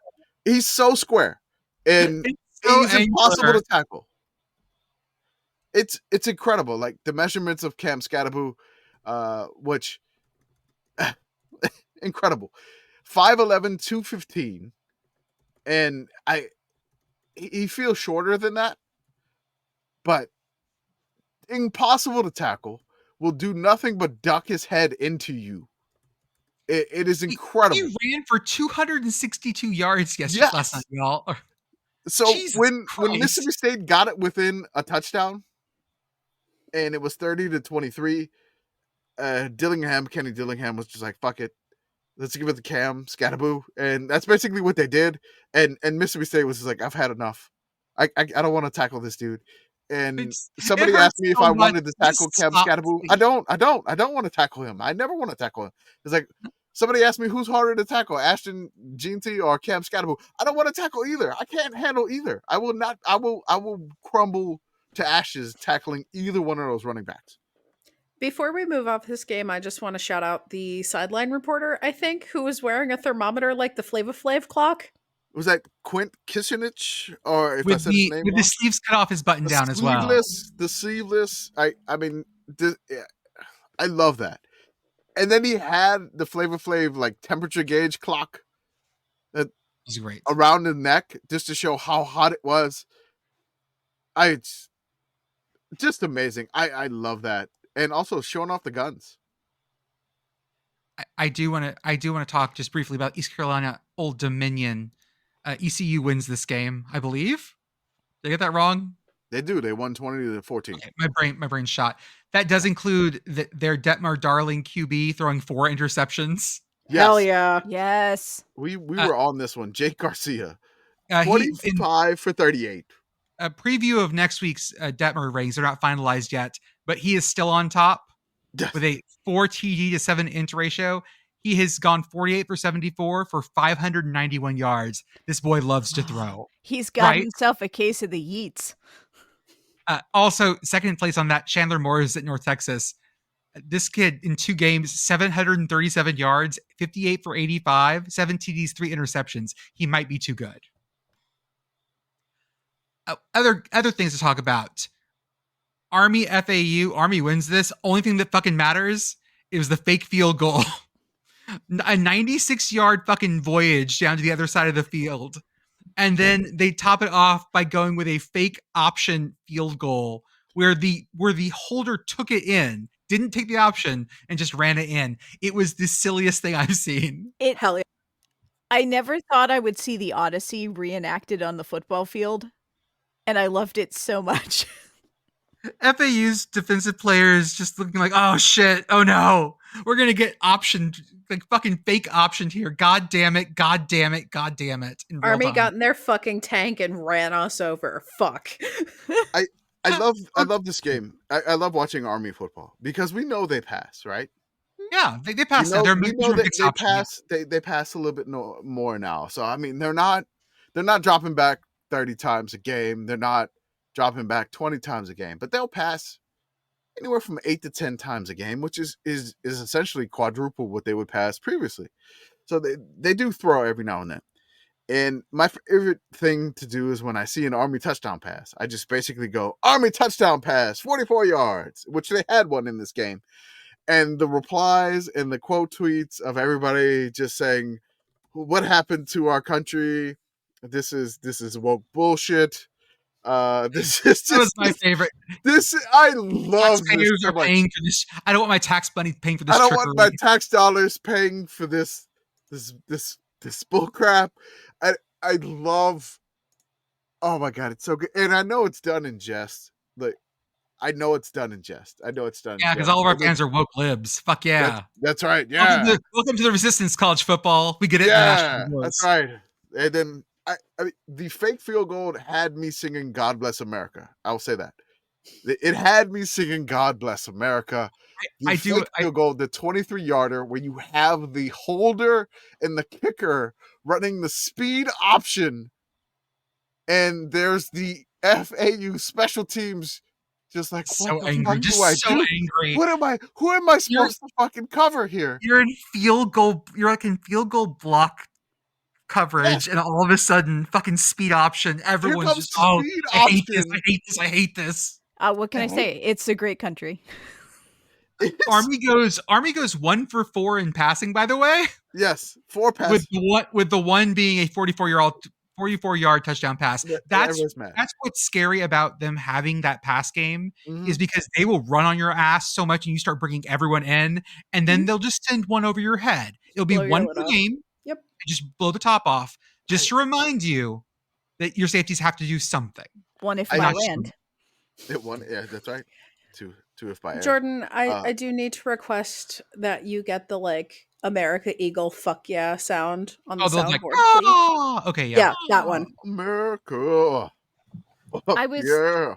I was thinking about the Pete Sampson tweet, where he said Notre Dame is one of 5 programs who have yet to throw a touchdown pass this season. The others are Northwestern, Miami of Ohio, Western Michigan, and Air Force. And I want to demote Air Force to Army too until they prove that they can regain air supremacy. I think that's fair. Ooh. I mean, I believe the Air Force came from the Army originally, correct? This is They true. did. Yeah, True. the Army Air Corps. That's true. So yeah, until they throw a touchdown pass, I'm referring to Air Force as Army 2. This time it's personal. We have This time it's personal. We have Army at home. I want to say that I shoehorned in an Army award just for the ending of this in our Sicko stat summary on the Substack. I gave credit for this one. It was the longest scoring drive of the week, most yardage, time of possession must be over 10 minutes. Army 15 plays, 96 yards, 10 minutes and 33 seconds. Touchdown scored on a 23-yard fake field goal where they ran the option with the holder and kicker. That's what I put on the award. That's the good shit. I had to give Army award for this. I had to shoehorn one in there for Army. Shout out to Oregon State, who had a 13-play, 98-yard one, but it was below 10 minutes. That's the only reason I'm not crediting the Beavers on this one, because it was above 10 minutes. For this Gotta eat more clock, kids. Gotta eat more clock, Beavers. Gotta chew more clock, not chew more wood. The best meal of the day is clock. No, it's important. It'll help you grind down those teeth. That's right, Beavers. Hey, Commish, I'm going to give you like 2.5 minutes on UAB ULM. Go. Whoo, buddy. Oh, my God. Oh, Lord. This was... ULM beats UAB 32-6. Wrexa. That ass. Wrexa. Like, take that shit, Trent Dilfer. We don't have many strong opinions on this podcast, but sometimes you find one. Well, I mean, again, it's just... Speak for yourself. You know, That's again, true. Coach Bryant Vincent was the interim coach at UAB, went 7-6, got UAB to the Bahamas Bowl when Bill Clark retired abruptly in like August of the season. So Bryant Vincent took over the UAB job, still guided them to 7-6, got them to the Bahamas Bowl, but the UAB folks decided to hire Trent Dilfer because he was a high school coach in Tennessee, I guess. I don't know why. He looks the part. I mean, again, he was on ESPN. It's fine. Whatever their decision was, that's fine. Bryant Vincent spent a year out in Albuquerque as the offensive coordinator, and then ULM hired him last year. So Bryant Vincent, a lot of Alabama ties, a lot of Alabama ties, and my main concern for this game is it's a revenge game. It's personal for the coach. Do the ULM kids buy into this? Do they buy into this? And holy shit, did they buy into this? Yes, they did. I have not seen a ULM performance like this in such a long time. I have not seen a ULM win by 4 possessions in such a long time. I can't even imagine.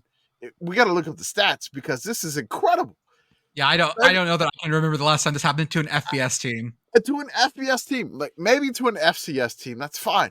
But I've not seen ULM handily defeat another FBS team from a conference that's essentially above the Sun Belt or likes to consider themselves above the Sun Belt. Commish, this is as like a complimentary. I promise it's a complimentary statement. This is the kind of loss that gets you fired. Like For Trent this Dilfer. Trent yeah, Dilfer, in his second this year, is he the is kind of now loss that gets you fired. 3-9 versus FBS opponents. Ayo. Good golfer UAB though. He is really good at golf. I want to give a UAB shout out to is- Alex Kirshner, and then there was somebody in our Discord, I think name also Alex, which I'm not 100% sure. I'm trying to search and I can't find it. I'm sorry.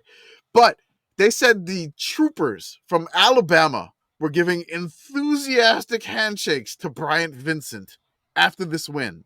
So the troopers supposedly there with Trent Dilfer giving enthusiastic, as Alex Kirshner called it, enthusiastic daps, quote unquote, to Coach Bryant Vincent.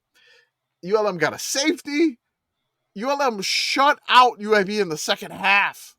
They got a pick six. They got a safety. This was a performance for ULM for the ages. Like I can't remember the last time ULM won a game by 26 over an FBS opponent. Like I don't even know if it's happened. I think maybe at one point.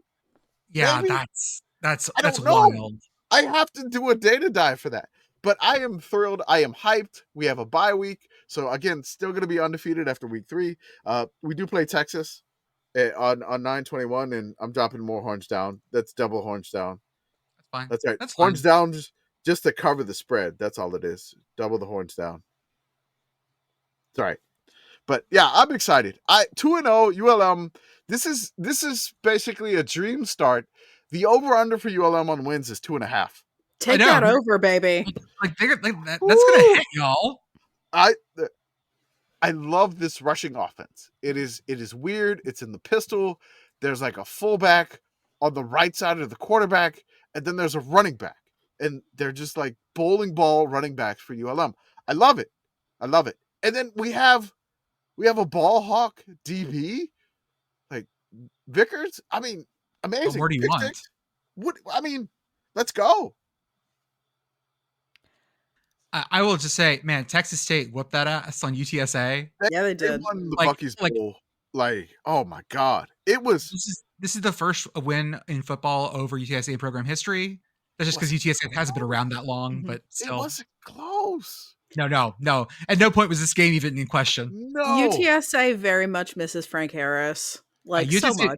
UTSA misses their offensive line. Their line was missing, and Frank Harris could cover some of that. And this was, again... Couldn't cover this. Could not cover this. Look, you have DJ Kinney, who was a quarterback underneath Jeff Traylor in high school. Out in Gilmer, baby. Gilmer Buckeyes. The Gilmer Buckeyes, who has the Texas Buckeye logo, essentially. And now there's rumors after this win that DJ Kinney is just going to travel up north, I-35 a little bit more to Waco. Like, this is how good of a win this was. DJ Kinney beat Baylor last year.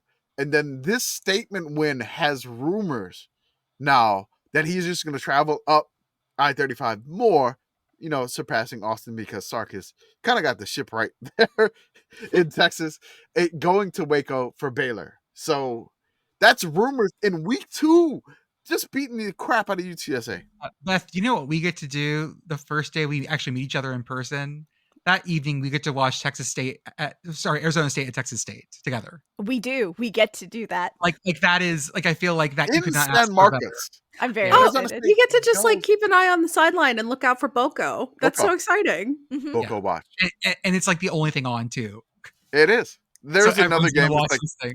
I think it's like Northwestern State. I'm trying to see.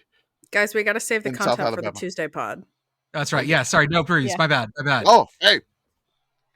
Virginia pulls out a gunfight with Wake Forest. Like Anthony Calandria once again running like he's out of his goddamn mind. Back on his bullshit. I love Anthony Calandria. Like, shout out to the Who's 2-0. Again, this is kind of another one where you don't think they start 2-0. Shout out to Virginia. 31-30, big win over Wake, which this is huge for Virginia and Wake. These are teams that are really competing for like bowl eligibility. You would think they got to get to that 6. They want to get that bowl game.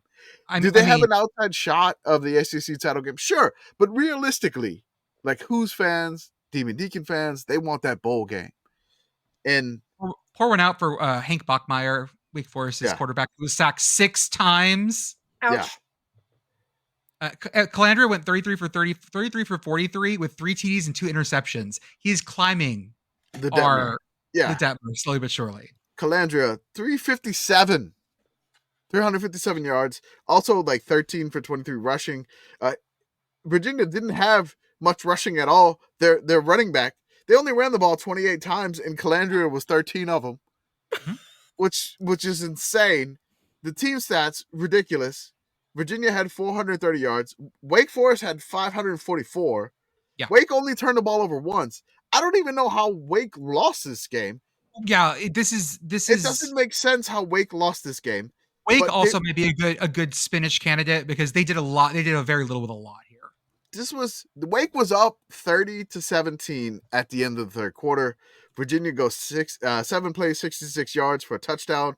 They're down by 30-24, and then essentially they get a touchdown with 2:07 left in the game, and then Wake goes 46 yards, and then they fumble. Like Hank gets a pass complete, and then it's fumbled, and Virginia recovers. So Wake probably could have won it, but again, their only turnover was the worst time turnover ever. Syracuse, you almost blew a 31-14 lead. Yes. At Georgia Tech. Haynes King had a bad day, and that's sort of the only reason that they survived here. Honda McCord, God bless him. Reliable, safe. Reliable. I mean, reliable Honda McCord. That's it. That's all we tweet. Love it. Anytime there's Honda McCord highlights, that's all we're going to tweet. Safe, reliable Honda McCord. If you don't want to fall for September Syracuse or early season Syracuse, it's fine.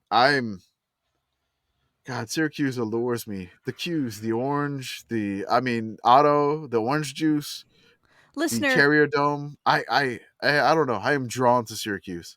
Look to your heart. Aren't you ready to love again? I think you are. September Syracuse is waiting, listener. They're waiting for you. So here's where things are going to get weird. Host Stanford, host Holy Cross, spicy, and then they go out to play in Vegas against UNLV. Ooh, buddy. UNLV has been putting up 40 whatever points on people. Syracuse, that is a choice, Syracuse. No, we talked about this with Felder, but oh my God. You want to get Vegas married to Syracuse at the end of the month? Oh my God. Otto's gonna wake up like it's the fucking Hangover. Otto gets married. Otto gets married by an Elvis impersonator. If Otto doesn't come out as an Elvis impersonator, I'm going to be really disappointed. Oh, man. I hope so. A very late in life Elvis. Okay. What is he singing? Burn in Love? I mean, what is he going? Hey, Tulane, you almost did it. It was so close. Kansas State wins this one. Tulane, you almost had it. Man. I wanted this for Tulane. Tulane's quarterback is real. I love him. Give me his name. I can't remember his first name. Mensa is Darian Mensa. Thank you. Yeah. But whatever money you need to throw at him to keep him at Tulane. Tulane's got money. Tulane's got money. They got the money. I feel like they probably should have won this game. That OPI call at the end. Okay. It was the most bullshitty, least consequential OPI. One question I have to ask here about this game. Why did this game have Big 12 refs in Tulane Stadium? Like, Kansas State's from the Big 12. Mm-hmm. Tulane is playing at home. Why did they have Big 12 refs at it? If you know the answer, let me know. I just have a question. I am not making a statement or judgment. We have Big 10 refs at home. Big 12 refs at home. I don't know.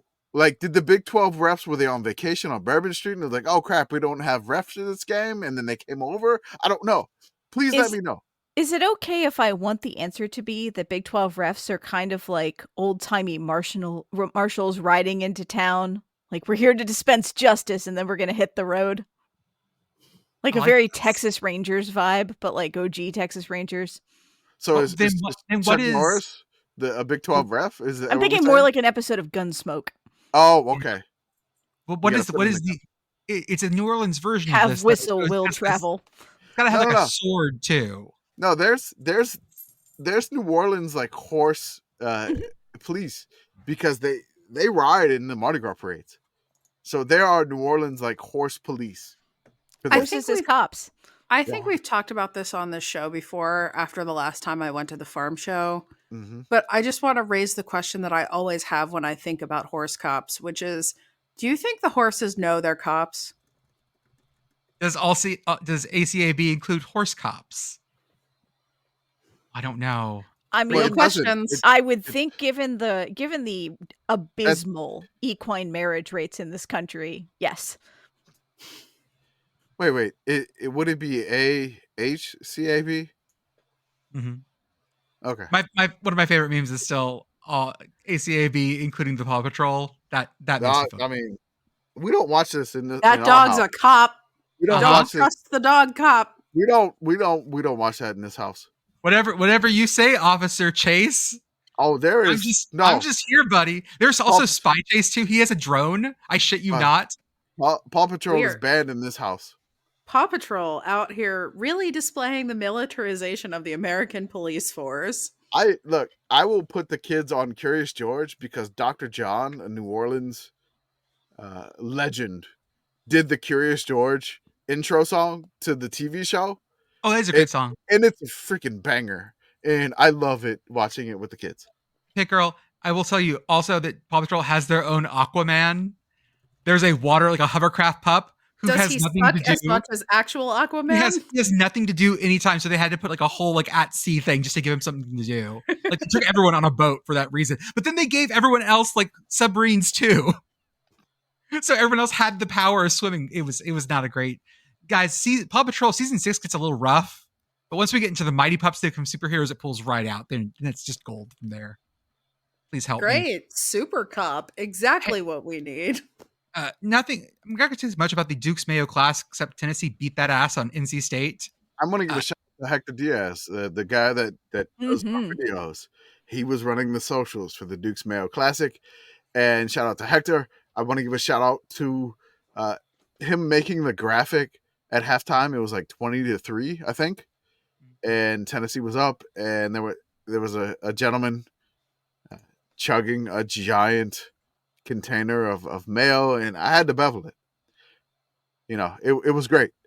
It was fantastic. So it was phenomenal. And Shout out to Miller and all of his team at all of those wonderful events. I hope that all of you had a great time and are getting very good naps today. Yeah. I was hoping the game would be better, but whew, I mean, Tennessee was phenomenal. I want to give a shout out to one drive that NC State had in that game. And just throw it out there. I've lost it. Oh no. Sorry. NC State. Where is this? Do you think when people look back at like when Rome really started to turn downhill and got really decadent, do you think if they find pictures of people like just scooping mayo into their beards and covering themselves in it, do you think they'll have the same response when our empire falls? Assuming that the ability to understand and read the pictures, like the technology has not been lost, probably. So as long as Know Your Meme survives. I found it. All right. This was to open the game. Okay. NC State almost won the award for the most time and least yardage covered in the game. They went 12 plays, 29 yards, no points, and a punt, 6 minutes and 49 seconds. How do you do that? Nothing. I get it's fun to do that, but boy. they were not the team that won that award. I'll say that. Where are we at on this thing? I'm skipping around a little bit. Can I like go rapid fire down the order? Yeah, go for I it. mean that's our rankings. What have we not talked about? Stuff, most of it. Yeah, stuff talked that's about highlighted. Oregon. We already talked about. All right, Yeah, Oregon I've State. to go.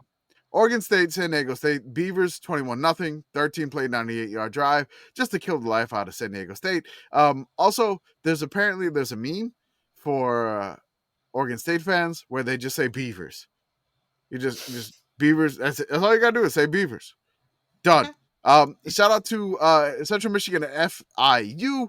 FIU beat the ever living crap out the crap out of the Chips. Like 52 points on the Chips. It was crazy. Like you put Dale in the end zone, and the Florida International Panthers scoring everywhere. There was a Pitbull impersonator in the stands. If you saw that was not FYI, folks. That was not Pitbull. That was Monsieur International. Is that the Pitbull associated artist for this week? I don't know. Yes. Yeah, we already talked about UTSA at Texas State. Yeah, Texas State beat the crap out of UTSA, which our friends at the Alamo Audible watched the video and they were just like, oh my God, we have a bunch of offensive line problems. Kansas at Illinois. Shout out to them bringing the helmet back with the underline Illinois. And I feel like that powered them to the win. And bring that helmet back permanently. That helmet's great. That's the helmet, 2007 Juice Williams helmet, right? That helmet rules, Illinois. Bring that back permanently. If you want to throw a bevel on it, do it, whatever. But they beat Kansas, and then they stormed the field, which I'm not giving Illinois fans any grief for storming the field ever. No, fuck no. No. Illinois stormed the field. Call that poppin' champagne. Was that you tweeted that? It was. I'm very okay. It was you. All right, perfect. So shout out to the fans there. Tulsa at Arkansas State. The Golden Hurricane had a chance to beat Arkansas State, but those dirty Red Wolves escaped 28-24. How dare they, Red Wolves? Somebody's got to get them. South Alabama at Ohio. The measuring stick game, which I think I called something different, version of a stick or whatever. Ohio won the game 27-20.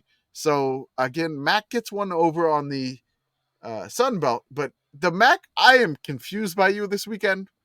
And, like, Northern Illinois wins, Ohio wins, and then for some odd reason that Toledo has a bunch of trouble against UMass, but was able to pull away. And then Kent State loses. They lose Flashdance.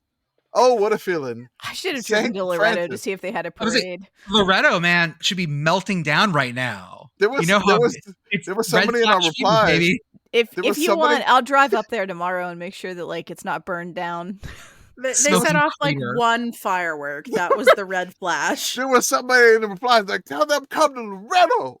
And I'm like, we're going down. I'll go up there tomorrow and just start interviewing random students to ask them how they're feeling today. How you feeling about that big victory? Your first FCS over FBS victory there. The Raging Cajuns beat the Owls pretty handily. I think it was 34-10. I already mentioned UMass at Toledo. Shout out to Michigan State. Michigan State. Oh, they took out Maryland. Hell yeah. R.I.P. September Maryland. Gone Rest too in soon. peace, September Maryland. And I'm gonna say this. September has come for Maryland. Hey, Michigan State plays Oregon in a couple of weeks. Are they gonna find out? Michigan State head coach Jonathan Smith, alumnus of the Oregon State Beavers. Yeah. Former Oregon State Beavers head coach. Look out, Oregon Ducks. Look out. Revenge of the Beavs. Revenge of the Beavs. Done. All right. Not all teams can be as good as Idaho and Boise State.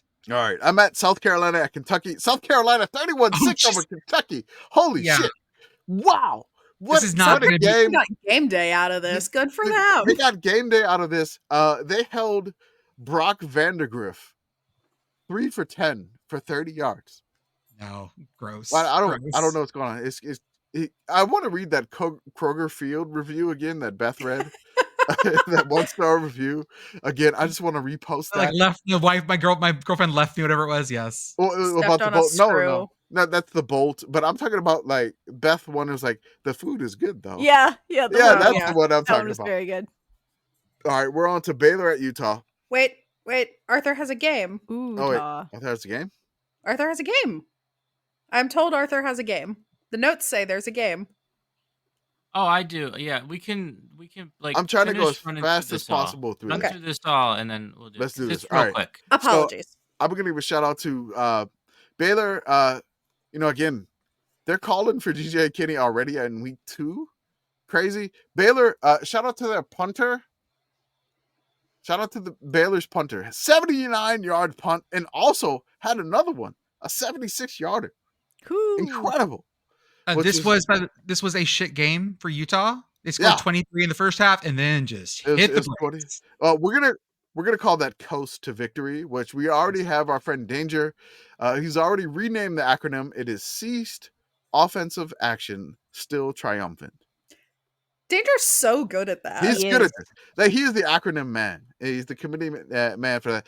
Virginia Tech beats Marshall. Clemson beats the crap out of App State, and it was 66-20. It wasn't even that close.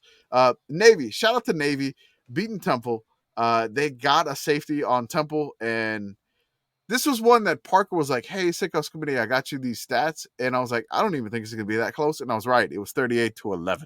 Yeah, guys, I think Temple might be going 0-12. Okay. Memphis beats Troy rather handily, I would think. There. New Mexico State, I'm going to say this in Dennis Allen's voice here. The late Dennis Allen, former Northwestern coach, former Bears coach. I'm sorry, former Vikings coach, not Bears. Jesus Christ.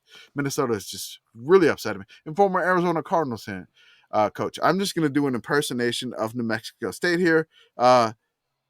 New Mexico State, you had this team. They are who we thought they were, and you let them off the hook. Come on, New Mexico State. Damn it, Aggies. Drink. Shout out UCF. I just angered Central Florida fans. It was great. Whatever. Central Florida, UCF. Sam Houston loses to UCF. There was a weird play in this game where the snap went over the punter's head, and the punter had to scramble and basically just kick it out of bounds. And it was an illegal kick.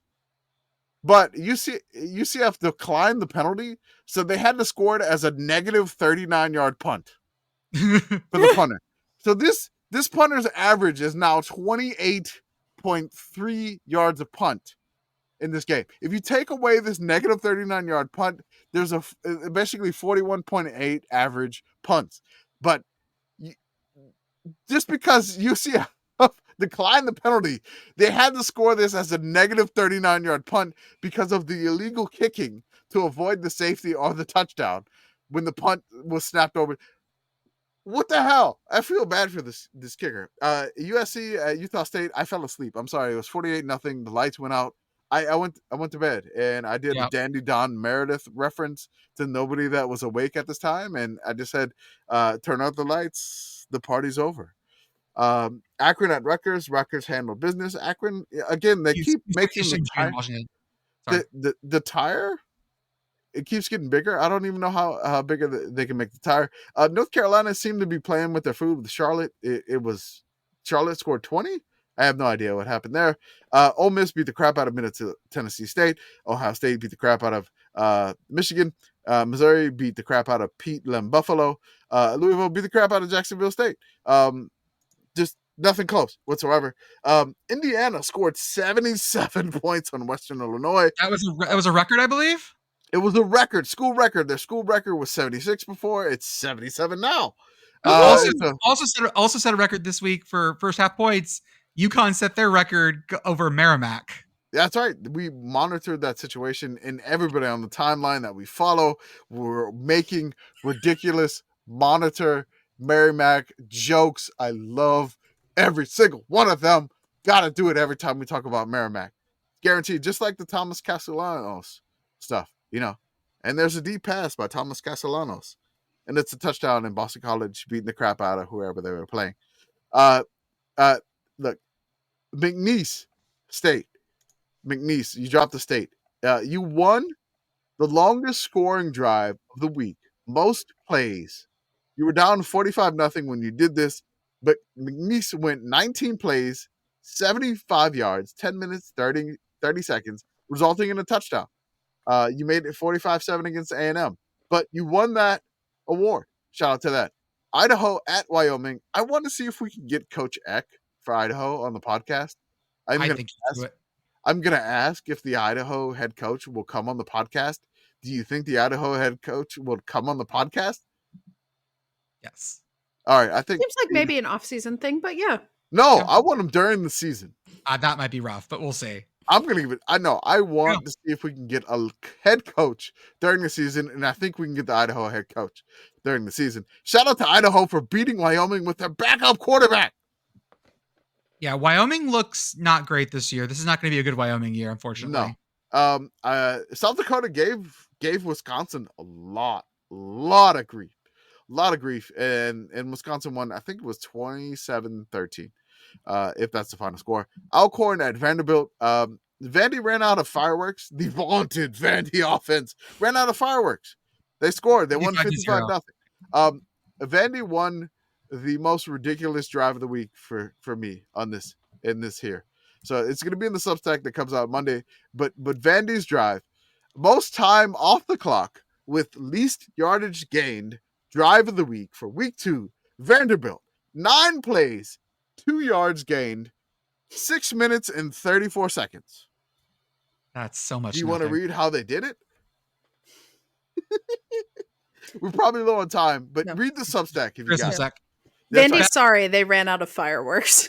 Yeah. Vandy is sorry, ran out of fireworks. We have commented on all of their posts, including the Instagram and the Twitter. It's like, you need to buy more fireworks. You are the vaunted Vandy offense now. Beth, how was West Virginia? It's bad when your quarterback is your lead blocker a lot. That's bad. You don't want that to happen. And shout out to the Albany fans who were an absolute delight and stayed in Sun Country Roads with all of us at the end. Oh, that's nice. You are all good muffins, and I hope you have a wonderful season. Shout out to the Great Danes fans. Fantastic. The Grape stupidest game Danes, because they're purple. Happen. Stanford beat the crap out of Cal Poly. And somebody put, isn't everyone in California Poly? Am I supposed to read that or somebody else? No, it was a joke. It was a joke I cracked. It was great. Oh, okay. Did you want to read that? It's too late. No, now. It's fine. No, Chattanooga gave Georgia State a lot of shit, but Georgia State was able to pull out of the victory there. Eastern Kentucky at Western Kentucky. We talked about the directional Kentucky fight. There was a uniform fight. And somebody was like, you need to rank this game. I'm like, no, that's FCS versus FBS, which kind of because Western Kentucky won't let Eastern Kentucky become FBS. But they did not allow Western Kentucky to have their whiteout uniforms. And this wound up in our longest non-scoring drive of the week that ended in a doinked 17-yard field goal attempt by Eastern Kentucky. 17 plays, 89 yards, 11 minutes and 46 seconds. Doinked 17-yarder. Western Kentucky wins 31-0. Florida A&M and Miami, done. Gardner-Webb at James Madison. James Madison won this game 13-6. I don't know what the fuck happened here. Yeah, I think this was just, they just fell asleep for a game. I'm not worried about the Dukes. I'm going to give a shout out to Ball State. Thank you, Ball State, for showing up for the season. They beat Missouri State. Ball State appeared to give up a touchdown with only one person on the field because they thought it was a timeout.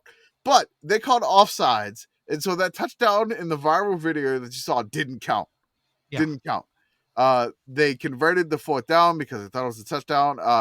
There, they converted it. And then, Missouri State went back and forth with Ball State a little bit. Ball State won this 42-34. And keep in mind, Missouri State's coming to Conference USA next year. And they've given Montana shit. And they've given Ball State shit. All right? Northern Arizona gave Arizona a lot of fits. It was crazy. And for some odd reason, I thought Arizona was Cajun because their abbreviation was NAU. And I started to say, like, nah. Like, nah, the Lumberjacks. Oh, hell nah.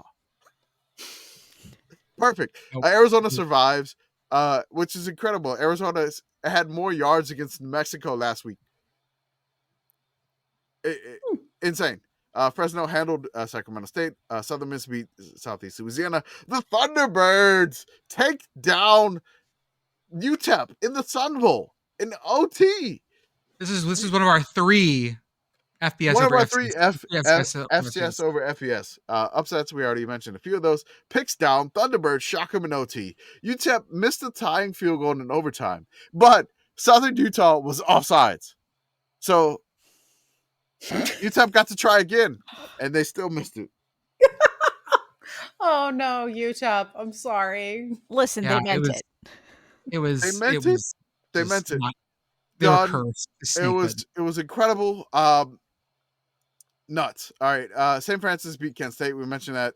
Kent State, I don't know what happened. Yikes, Kent State. They gave Pitt a bunch of problems offensively, but they couldn't do anything about St. Francis. It's okay, Kent State. You got to play Tennessee and Penn State next. That's going to go great. Have fun, kids. Not good. Rice scored 69 points. Nice, Rice. Nice. UNLV just dismantled Utah Tech. I think Coastal beat William and Mary. Nichols gave like the ever-living scare out of LSU, and that's why Jordan kept prompted the Brian Kelly thing. In Incarnate Word, South Dakota State. UIW was game. It was tied 24-24. Then South Dakota State pulled away. UC Davis pulled away from Texas A&M Commerce. Abilene Christian got their first win. I'm going to say this. There was one FCS versus FCS game that was an absolute banger. And I'm going to give a whole bunch of credit to Lafayette, the Leopards, at Monmouth. Incredible game. Just back and forth. Monmouth scoring 89-yard touchdown runs. One play, 89-yard touchdown run. Incredible. Monmouth takes the lead with 1:54 left in the game. They take the lead 35-28. The Leopards go down and get a touchdown with 53 seconds left in the game. They go for two, but they miss it.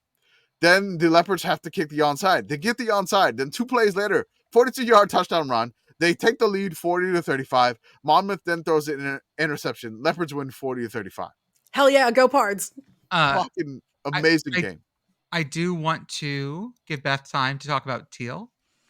Beth, how did Teal do this week? President's Conference update, go. Yes.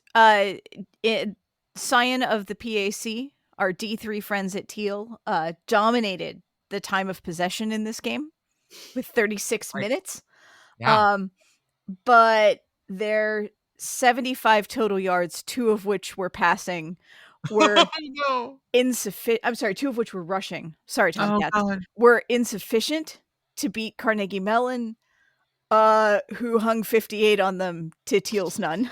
So they won the shout out to Teal College. Tomcats were back. None in a row. Teal College, also very spinachy as a football team. Extreme. It's like a single leaf of spinach. One leaf of spinach. It disappears. We're almost out of time. I want to do just one or two more things. Edinburgh College University. Yes. Technically, it's part of Penn West. It's one of the Penn West campuses now. But yeah, Edinburgh University, go Fightin' Scots. They are a PSAC D2 team out in the like Greater Erie area. Knocked off Robert Morris at Robert Morris. So that's an upset. Robert Morris's football team isn't so good. So like it's like a little bit, but like we'd love to see it. Let's fucking go PSAC. I want to give a shout out to Stony Brook. Stony Brook beat Stonehill. Oh, woo. The Seawolves get their first win since 2022. Shout out to Stony Brook. First win since 2022. And they beat Stonehill's ass. Wofford upset Richmond. There was a lot of FCS upsets too. Bryant beat Franklin Pierce. And I had no idea there was a university named after our 14th president. That's not like area presidents no one ever remembers. It's just like, do they just talk about the Gadsden Purchase? I mean, is that all they talk about there? Did you have to look that up? Tell me you looked that up. No. Tell me you had to look know. up what happened during no, seriously. In 5th grade, I went to nationals for like presidential trivia. Went to nationals. It was associated with public schools. We won championships. I finished 11th in the nation on presidential trivia, and I have not forgotten any of that shit because Franklin Pierce, 14th president, Gadsden Purchase, that area. Do not come at Commish with that shit. No, any presidential, like I will list all that shit in order. I am a nerd. I'm done. I also won the national championship in propaganda, so I am not falling for any of your shit. Okay, Herr Goebbels over here, fucking fine. I mean, national championship in propaganda does not sound good. Okay, Yosef. I thought that was Notre Dame's That thing. was a team championship, by the way. Our school district won the team championship in New Orleans. Oh God, are we propaganda? Maybe. I'm converting everybody to sickos nature. To fucking ULM fandom. That's what it is. That's right. It's through our Advancing folksy the sickos appeal. agenda. Our folksy appeal and repetition, because I am going to continually mention ULM. No, I'm not going to do this. No, don't. No, Okay. Hey, I'm going to give a shout out to Mercy Hurst at Howard. Mercy Hurst almost pulled the shit off of their first win over an FCS opponent. I think they lost by one. By one. The Bison, Howard Bison, pulls it off at the end. Mercy Harris almost pulls it out. Drake upsets non-scholarship Drake upsets Eastern Washington at the Red Field, which is incredible. The only win for Drake this week, now that we know that Kendrick is playing the Super Bowl. I just think it's good planning on Eastern Washington's part because the blood doesn't show on the red field. That is definitely true. Montana. They were wearing red, by the way. It was a red blue color rush game. Hey, anything you have to do to not have to get out the Tide pen. The Grizz lose at North Dakota. Oh no. North Dakota, the normal Dakota, not the state Dakota. The normal Dakota. Although I don't think they were a normal school, though. No, but North Dakota. Dakota heavy. The fighting Hawks have won every single home opener since 1987. Wow. And this is no different. You thought that streak was over? No. They scored 24 unanswered and beat the Grizz. Incredible. UT Martin and SEMO went to overtime. I don't even know who won that game. I wanted to SEMO, but I could not SEMO. Okay. Hey, Arthur. Yeah. Okay. So here's how this works. I have become enamored with Boise State running back Ashton Jeanty. Like, incredible. The greatest thing I've seen this season. So I've prepared a game for you here. It's called Ashton Jeanty or Entire Other FBS Team. Okay. So I'm going to name a team, and you have to tell me who has scored more points this year. Ashton Jeanty or this entire FBS team. Can you tell me how many Ashton Jeanty has scored? No, that defeats the purpose. You get none of it. By the way, SEMO won in OOT 45-42 over UT Martin. Okay, first up, Cal. Who do you think has scored more points, Ashton Jeanty or Cal? Ashton Jeanty has scored more points than Cal. That is correct. How about Colorado? Yes. Ashton Jeanty for sure. Yeah. Yes, Ashton Jeanty has outscored Colorado. Yeah. How about North Carolina? Jeanty. I'm going to go North Carolina. Yep, that's North Carolina. NC State. Jeanty. That is Jeanty. That is Jeanty. Yeah, Jeanty. How about FAU? Jeanty. Yeah, fun fact, Jeanty has outscored FAU's entire season production in both of the games he's played so far this year. Oh, no! Florida State. Jeanty. Yeah. Jeanty, yeah. Done. Iowa. Jeanty, obviously. Iowa. No, Iowa. Oh, no, Iowa scored a lot of points. It is Iowa. It's generally Iowa. Yeah, Hawkeyes. All right, you got that one, Iowa. Kennesaw State. They're coming up to like their first actual full FBS season. Jeanty. It is Jeanty, and fun fact: Ashton Jeanty not only has more points all season than Kennesaw State, Ashton Jeanty has more yards from scrimmage than Kennesaw State. Oh no! Hooty-hoo! Michigan State. Fun fact about them: they are currently first overall in the Big Ten because there's only been one Big Ten conference game. Who has scored more points, Michigan State or Ashton Jeanty? Jeanty. Mm-hmm. It is Ashton Jeanty. He has more points than the number one team in the Big Ten by the conference standings. How about the defending national champions, Michigan? Who has more points, Michigan or Ashton Jeanty? Jeanty. It is Ashton Jeanty. Let's see. I'm going to run through a few more here. Notre Dame. Jeanty. Jeanty? Yeah. Yep, that's Jeanty. Okay, one last one. ULM. ULM, I think. Yeah, ULM's got ULM more like than Jeanty. ran it up on UAB. Yep, it is. Yes! It is ULM. Yeah, ULM does have mentioned. more points That's what I'm talking about. than Ashton Jeanty. So how many points does Ashton Jeanty have?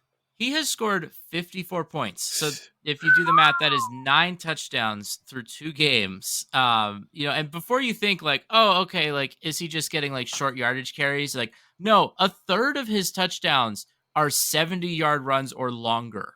Wow. Oh, it's only explosive plays. Haymakers only mode. Incredible. Incredible. Don't get me wrong. Like, he has the short yardage stuff too.